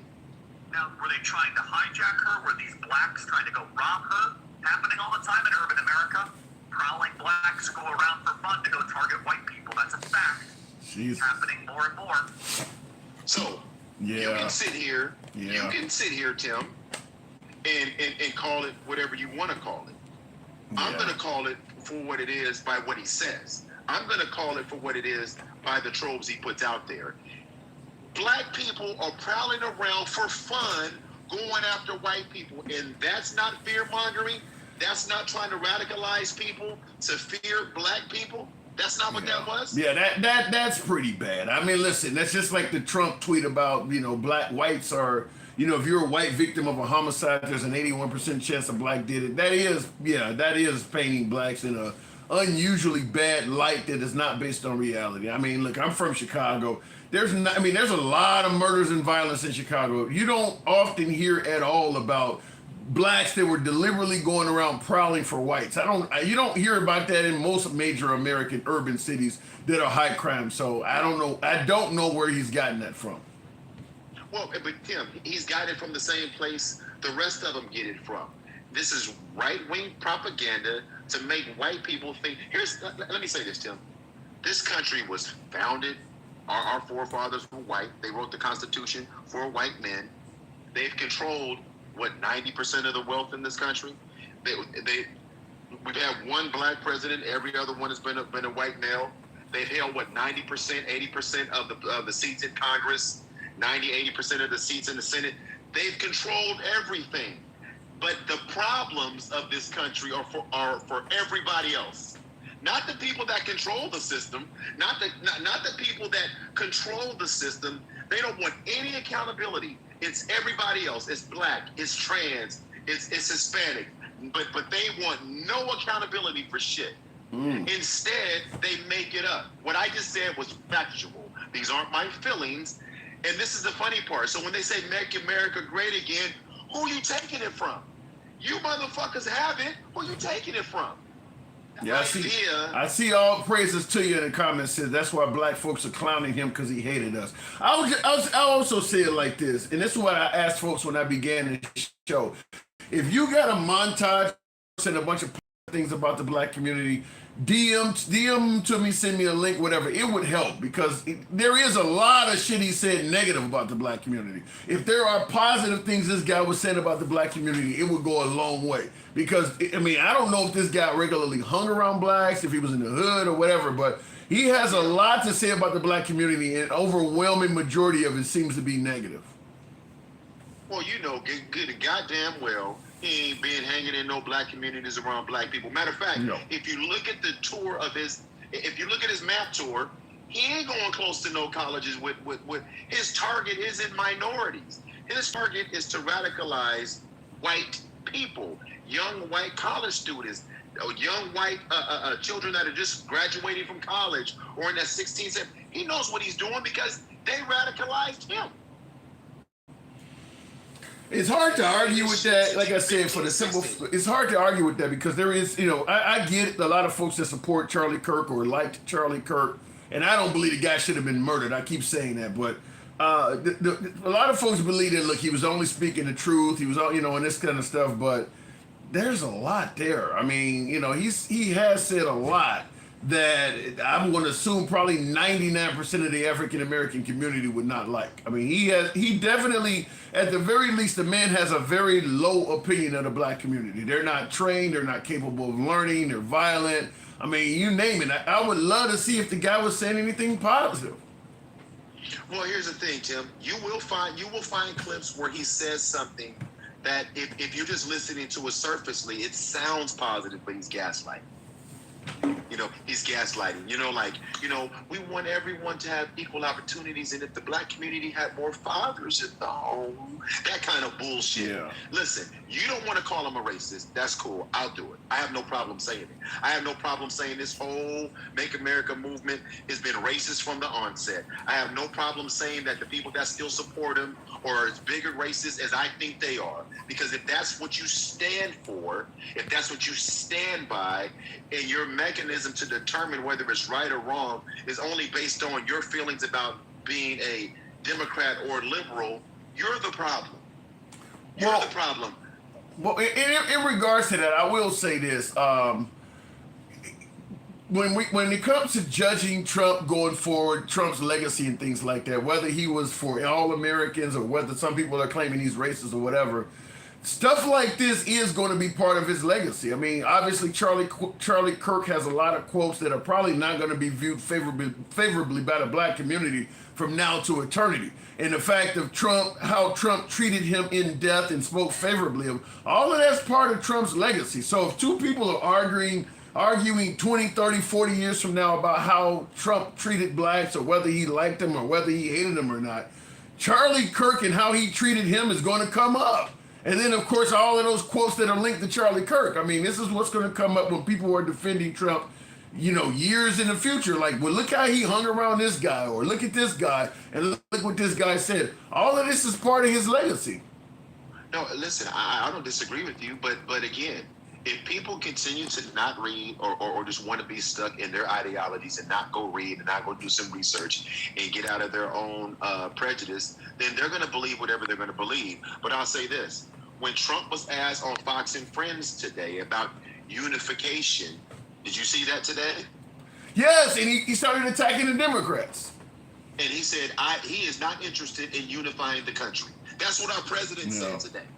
I am not interested in unifying the country. But I've been asking you, Tim, I've been saying it on your live every time I come up. I want somebody to tell me when he says something unifying. And I'm always getting this shit in the comments about, well, this and well, that. He's not trying to unify the country. But wait a minute, though. Is there any, but just being honest, and I'm talking to even my beloved MAGA, the folks on the right, is there anyone, even if you think Trump is doing a fantastic job running this country, is there anybody that thinks he's trying to unify the country? I think it's pretty clear. He's trying to point out awful shit on the left and pretty much giving anything awful on the right a pass. I don't think anybody believes that he's trying to unify the country. I would love to see somebody. So again, if our president is not here to unify us, then how can you sit here and continue to tell us that what we're seeing isn't real? Think about it, Tim. But NQ in the comments says, but the Democrats have been attacking Trump from day one. What the fuck are you talking about? Okay, so I'm going to say this. Every time they say we've been attacking Trump from day one, and this is the thing, they tend to forget all the shit that Trump has done in attacking everyone else around in his orbit. Yeah. Everybody. Trump, and listen, think about this, Tim. I hear the right crying about people, how they feel about Charlie Kirk being unalived. But those same motherfuckers support Trump, but Trump was celebrating when John McCain was unalived. He was cracking jokes when Jimmy Carter was unalived. I mean, he cracked jokes about Nancy Pelosi's husband, all of this shit that's been out there for years. They forget all of that. This is the problem with this country. Trump has invited everything to his doorstep. He has instigated it all from the day he came down that escalator. Tell me one thing, Tim, and whoever that was, I want them to tell me one thing that wasn't brought on by Trump's actions. Just one. Just one. You can't say any of the lawsuits just came out of nowhere because they were actions taken by Trump to put himself in that situation. Every single one of them. You can call them bullshit. You can call them, they trumped that. Everything happened because of his actions. Everything. And the people around him. Rudy Giuliani, all of those attorneys that lost their license to practice law. It's been a clusterfuck around this man from the beginning. The e-files. I can go on and on and on about this shit. I'm not making it up. And just like Real Talk said, because I was getting ready to say that, Real Talk, you beat me to it. After the Nancy Pelosi issue with her husband, Don Jr., for Halloween, is being the guy, when he took the pictures with the hammer and everything. That was funny. You remember he that? Actually did that? Yeah, talked about it. I wonder how Nancy's husband's doing at a rally. And they were all laughing, and he was, I don't really give a shit. All of these things that I'm talking about have happened. Yeah. They excuse it, and then they excuse all of that, and then Biden makes a comment about those that support him. Did my caller have a call? And they lose their shit.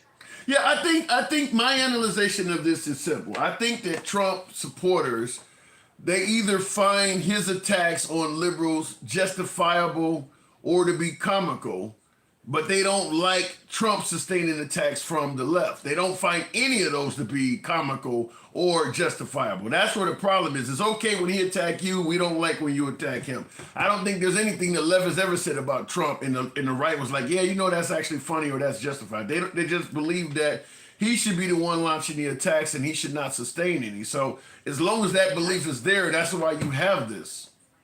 White privilege. They don't want to deal with it. They don't want to, Tim, I just said it. They want to do and say what they want. They don't want any repercussions for it. Shit. Matter of fact, think about this.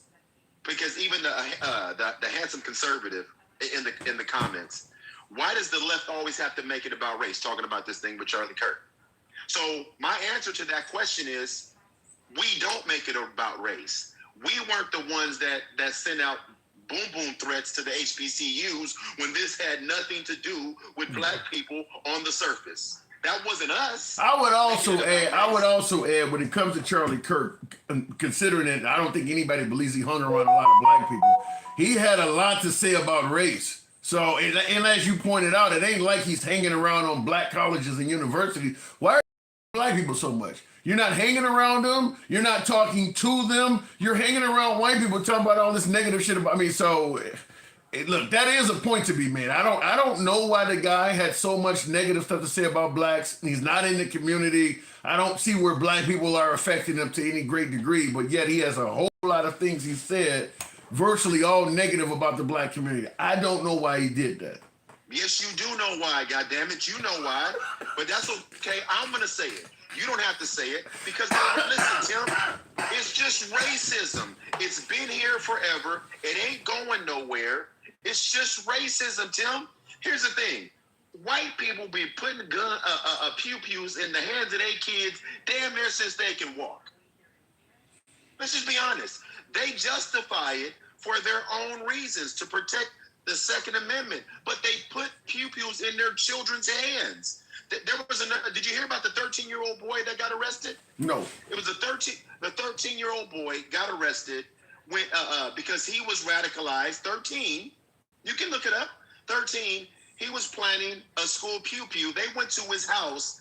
They uncovered 23 unsecured pew-pews at his house, Tim. At 13? 23. At 13? 13 years old.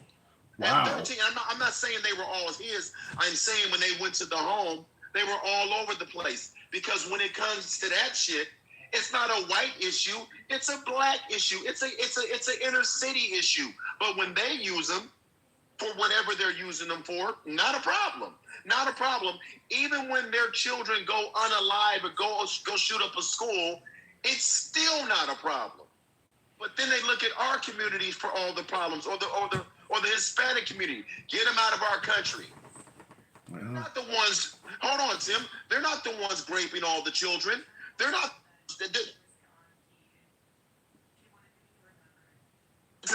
That's not happening. But they make it a thing to demonize people to do what they're doing. What I'm saying is facts. If they don't like the facts, then be part of the change. Because you're right. Charlie Kirk should not be unalived right now. That should not have happened. I agree. But they're not paying attention to why it happened. You're out here. Listen, here's what I believe. I believe that young man, the shooter, I believe he was raised in a home because his parents were clearly Republican. They were clearly Donald Trump supporters. Right. I believe that he realized at some point that all the shit that he had been fed was bullshit. And his world came crashing down because now he has no foundation. He does everything he thought, everything he believed. He's finding out that it's a lie. That shit happens when people are deconstructing, Tim. What I just said is a fact. I'm not saying his reality because we don't know yet. But when you and I talked about this, when cult members come out of cults, it takes time for them to deconstruct. And if they make it successfully without being angered by the source that put them there, then that's a success. But this young man somehow felt so disenfranchised about what he had been told and what he's learned that he took this course. Just like you remember the singer Selena? Yes. She was not unalived by somebody that didn't like her. She was unalived by her number one fan. But at some point, she felt disconnected with her, which turned into rage. This shit happens. Showed up to her house and killed her. I gotta move it on, Mike. So listen, this is gonna be my last thing. Real quick. First of all, tap the screen, share the live. Get Tim way over 100K. We've been on for a while. Yeah, 100 would be nice. 100 would be nice. People need to understand if our president is telling the American people, I am not interested in unification, then everything that we have been talking about for the last 3 or 4 years is true. He never gave a fuck to begin with, Tim. All the things that we've been pontificating about, well, let me put on my MAGA hat. That shit is out the window now. Because if he was trying to unify, he would have said it. But the man clearly said, it's the left. I don't want to unify. They're the fucking problem. That is true. That's who's leading this country. But I mean, he campaigned on the left as the problem, so it ain't like that was a surprise. Mike, appreciate you coming through.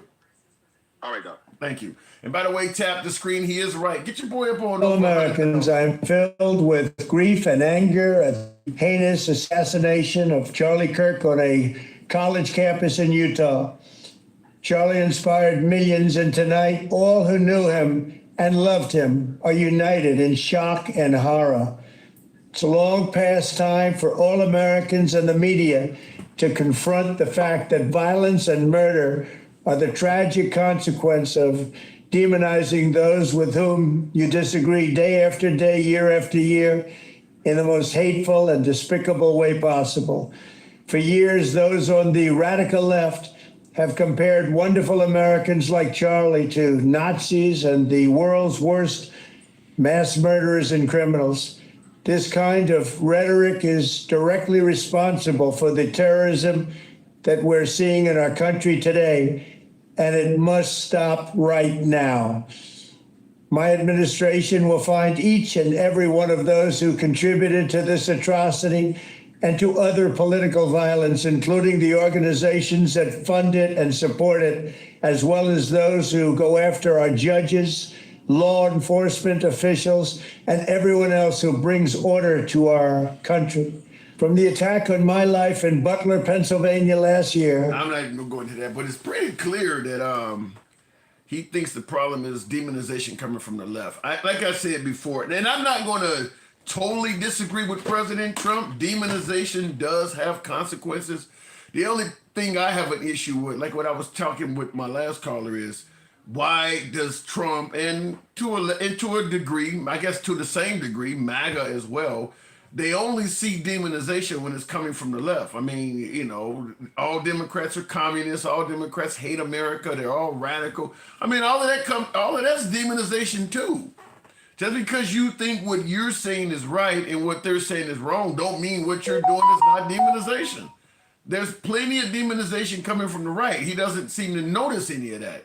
And by the way, a lot of it's coming from him, because a lot of what MAGA in the right is saying are actually repeats or echoing what he says. Like if he says Nikki Haley is bird brain, the right in MAGA starts calling Nikki Haley bird brain. When they call Elizabeth Warren Pocahontas, that's coming from him. That's something he made up. So a lot of his insults get echoed by them. So I don't understand why he and MAGA only see demonization when it's coming from the left, but they are totally okay with it coming from the right. I mean, you've been talking about mean tweets and liberal tears for a long time. So I always say the same thing over and over. And by the way, folks, tap the screen, get the likes on up. Over 100,000. Follow the program if you like uncensored dialogue from all sides of the aisle. And of course, give your boy a sub if you enjoy what we're doing here. We don't block, ban, or censor anyone. But I always do say, You can't deliberately try to make people cry like liberal tears. You can't deliberately try to piss people off and then complain and act shocked when they get pissed off. That's your goal. You're calling them snowflakes. You want liberal tears. You want to give mean tweets out. Fuck your feelings. I'm going to do what it takes to piss these people off, and then I'm going to complain when they get pissed off. That never made sense to me. And it still does not make sense to me at all. I don't understand that. You met your goal. You wanted them angry. Okay, they're angry now. They're doing things out of anger. Wasn't that your goal? So that doesn't make sense to me. Hey, Negro, are you dumb? Men can't be women. That's from the left. The left don't go too far and act dumb. Well, this is the problem, though. Everybody on the left does not favor the transgender community or all of this. You can't, don't know what a woman is. You don't want, and I'm talking to any of my MAGA folks, you do not want the left indicating that all of the right is as bad as your worst among you, but it's okay to do it to the left. Like defund the police. Most of the leadership among the Democrats do not favor defund the police, but you hear Trump and the folks on the right, they say all the Democrats want to defund the police. This is divisive rhetoric we're talking about. There's a ton of Democrats that work for the police department. They don't want to defund the police. So, yeah, I mean, you can't demonize and then complain when your demonization leads to this stuff. I don't understand, but like I said, the right tends to be in favor of Trump's insults. They just don't like when he himself gets insulted. I think people get absorbed with one side because they are targeting things that people believe or want. Well, there's a cost to doing that. There's a cost to pissing people off intentionally. You are entitled to free speech. Same thing with Charlie Kirk. Charlie Kirk had every right to his First Amendment freedom of speech rights. But freedom of speech comes with consequences. The consequences should not be a bullet to the neck. I'm going to admit that. Nobody should have taken his life. But the fact is, if you go around talking shit about people, somebody is going to take your words and change them and turn them into violence. Words should never result in violence, but words resulting in violence has been happening since the beginning of mankind. Everybody knows if you talk shit, eventually somebody's going to pop you in the mouth or something like that. So the idea that Charlie Kirk should just be able to go around saying this, or President Trump should be able to insult anybody he wants and people should just ignore it because his words, nobody does that. I'm going to submit to you that many of you too, if you were out in public and somebody started talking shit to you, there's a good chance many of you watching would bestow violence upon that person. People don't always just turn and walk away like that. So, and like I said, in regards to President Trump, he is deliberately trying to taunt. I'll put Charlie Kirk in a different category because I think that Charlie Kirk is saying stuff that he believes in. It's obviously very negative and shows he has a low opinion of the black community, but I don't think Charlie Kirk is trying to taunt people. What President Trump does is intentionally trolling, and he's trying to taunt people. He is trying to make people angry. Charlie Kirk isn't doing that. His words is causing people to get angry because of his beliefs, talking about Charlie Kirk, but I don't think Charlie Kirk is trying to make people angry. Trump is trying to do that. So there's consequences to doing that. And of course, he is seeing that, such as, well, they've been messing with me since day one. You've been talking shit since day one. When Trump came down the golden escalator in 2015 running for president, he had already been taunting and trolling Obama for 3 years prior. So from day one, he got attacked, but nobody talks about day zero and before that. You were already, the minute you came on the scene, you had already been involved in trolling for a few years already. So he came on the political scene insulting and trolling his way to glory.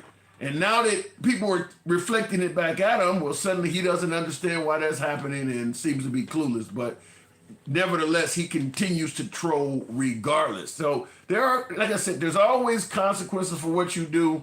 And President Trump is he doesn't get a pass on that. You like to troll, you got to pay the consequences. Doesn't matter that you're president, this is what you like to do. Anyway, let me go back to the box. Appreciate you folks getting your boy over 100,000. You're trolling right now. How am I trolling? What am I saying that's deliberately designed to piss people off? Then he talks about red states and black. Yeah, like I said, Trump likes to troll. By the way, it's not only that Trump likes to troll. MAGA loves that he does it. There's a reason why MAGA often says with President Trump, it's like Christmas every day.